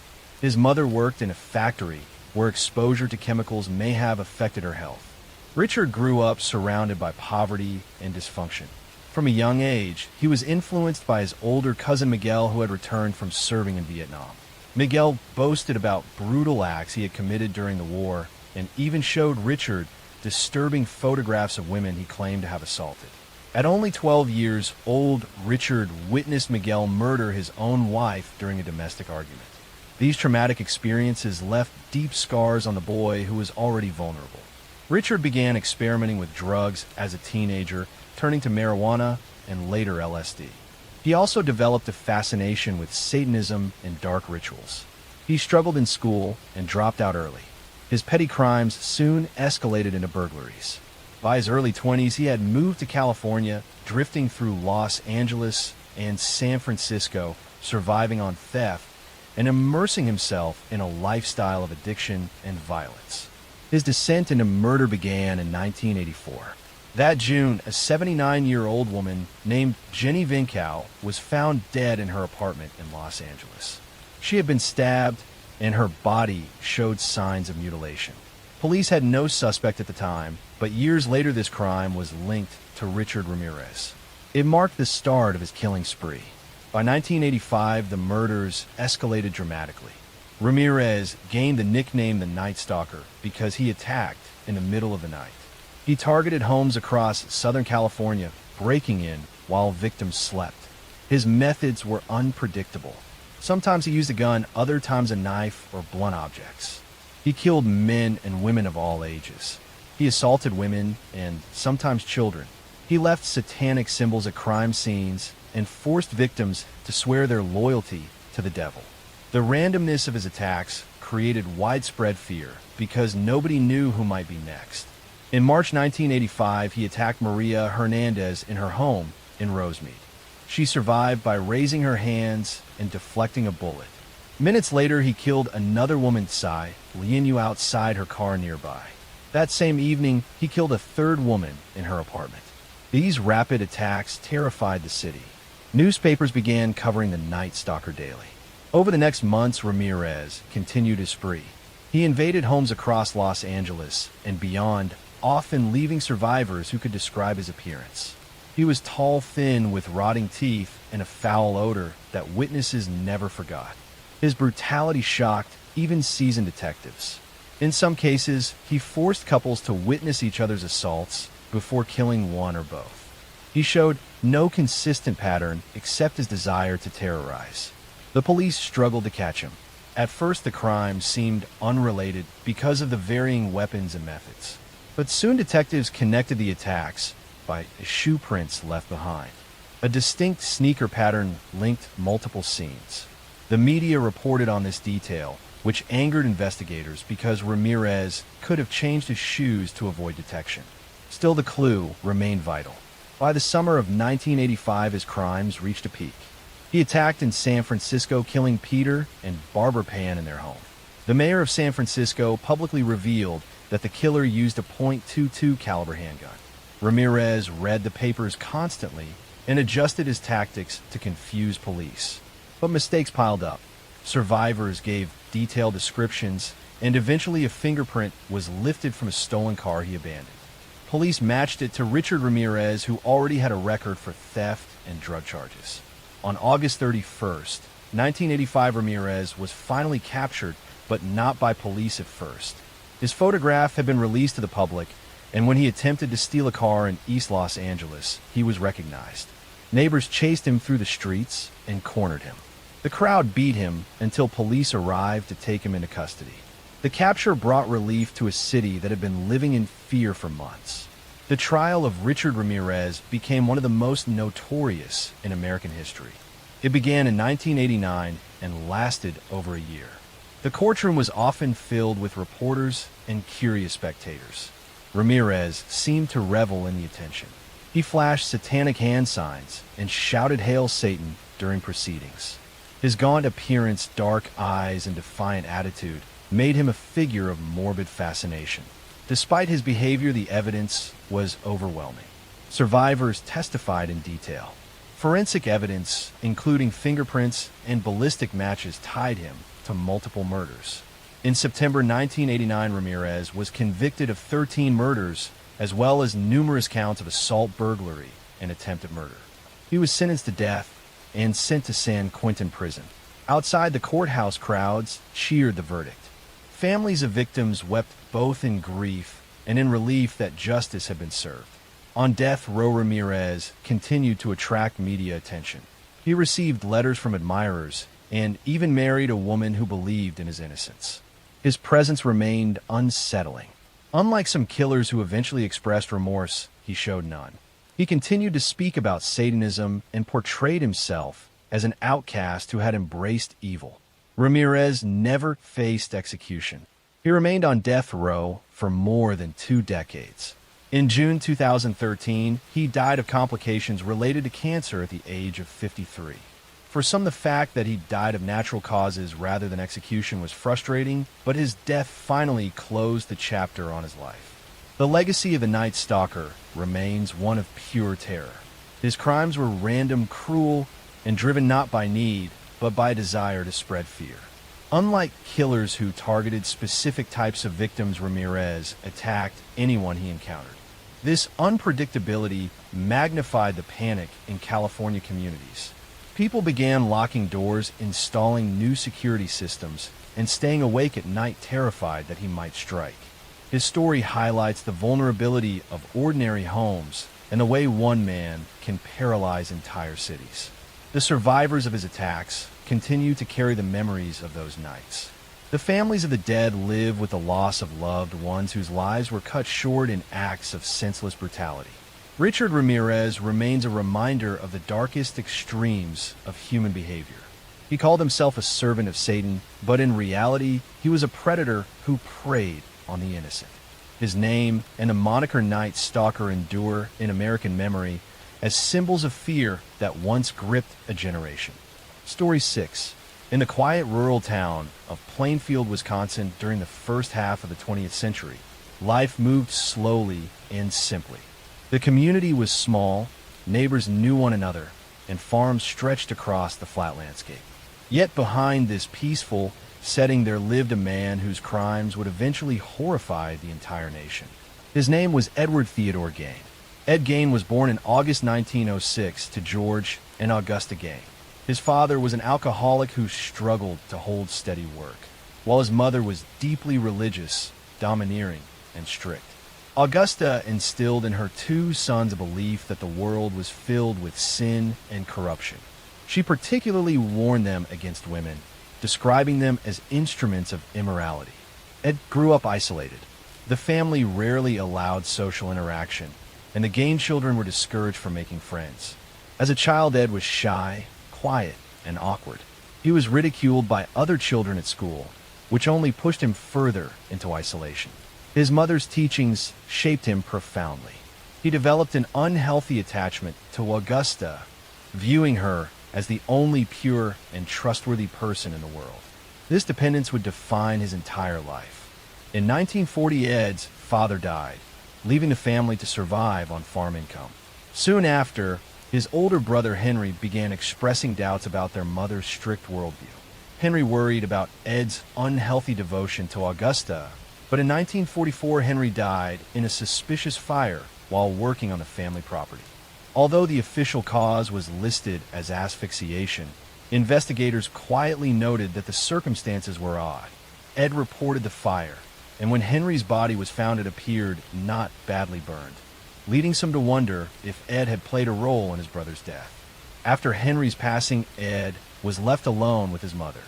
But only a year later, in 1945, Augusta herself died following a series of strokes. Her death devastated Ed. He had lost the one person who dominated his world and provided structure to his life. Without her guidance, he became reclusive, retreating into the farmhouse that grew increasingly filthy and cluttered. Most rooms were left untouched as shrines to Augusta, kept exactly as she had left them, while Ed confined himself to a few areas filled with debris and decay. It was in this lonely environment that Ed's obsession with death and the human body began to take its most disturbing form. He frequently visited cemeteries at night, digging up recently buried bodies. He removed skin, bones, and organs, taking them back to his farmhouse where he fashioned grotesque trophies. Investigators later discovered masks made of human skin, bowls crafted from skulls, and furniture upholstered with human hides. These creations suggested that Ed was attempting to recreate his mother's presence or even become her by wearing the skin of women he exhumed. For many years, his macabre activities went unnoticed. Plainfield was a small, trusting community, and Ed was seen as odd but harmless. He worked odd jobs, babysat for neighbors, and was known for being polite though strange. That perception changed in November 1957 when Bernice Wardens, the local hardware store owner, disappeared. Her store was found locked with bloodstains on the floor. A receipt showed that Ed Gain had been her last customer that day. Police obtained a search warrant and went to Ed's farmhouse. What they found shocked even the most experienced officers. Inside the house were the remains of Bernice Wardens. Her body had been hung in a shed and gutted like a deer. As investigators searched further, they uncovered the horrific collection of human remains Ed had gathered over the years. Masks of human faces hung on the walls. Chairs were covered in human skin, and boxes contained organs. Some remains were traced back to missing women, though Ed admitted many came from graves he had robbed. The discoveries horrified the public. The idea that a quiet, seemingly harmless neighbor had been committing such grotesque acts shattered the sense of safety in small-town America. Newspapers across the country printed the details, and Ed Gain quickly became infamous. His crimes went beyond murder into a realm of depravity rarely seen. During interrogation, Ed confessed to killing Bernice Wardens and another local woman, tavern owner Mary Hogan, who had vanished in 1954. He also admitted to robbing graves, but claimed he had not killed most of the women whose remains were found in his house. His statements revealed a disturbed mind. He described entering trances when digging up bodies, and he explained how he crafted clothing and masks in an effort to transform himself into his mother. In 1958, Ed Gain was found mentally incompetent to stand trial and was committed to a psychiatric institution. For more than a decade, he remained there until doctors declared him fit for trial. In 1968, he was tried for the murder of Bernice Wardens. He was found guilty but insane, leading to his return to a mental hospital where he spent the remainder of his life. He died in 1984 at the age of 77. The case of Ed Gain left a lasting legacy not only in true crime history, but also in popular culture. His crimes inspired some of the most iconic horror characters in cinema, including Norman Bates in Psycho, Leatherface in the Texas Chainsaw Massacre, and Buffalo Bill in The Silence of the Lambs. His story raised questions about mental illness, isolation, and the dangers of unchecked obsession. For the people of Plainfield, the scars never fully healed. The town became associated with darkness it never asked for. Many locals avoided speaking about Ed Gain for decades, wishing to move past the horror.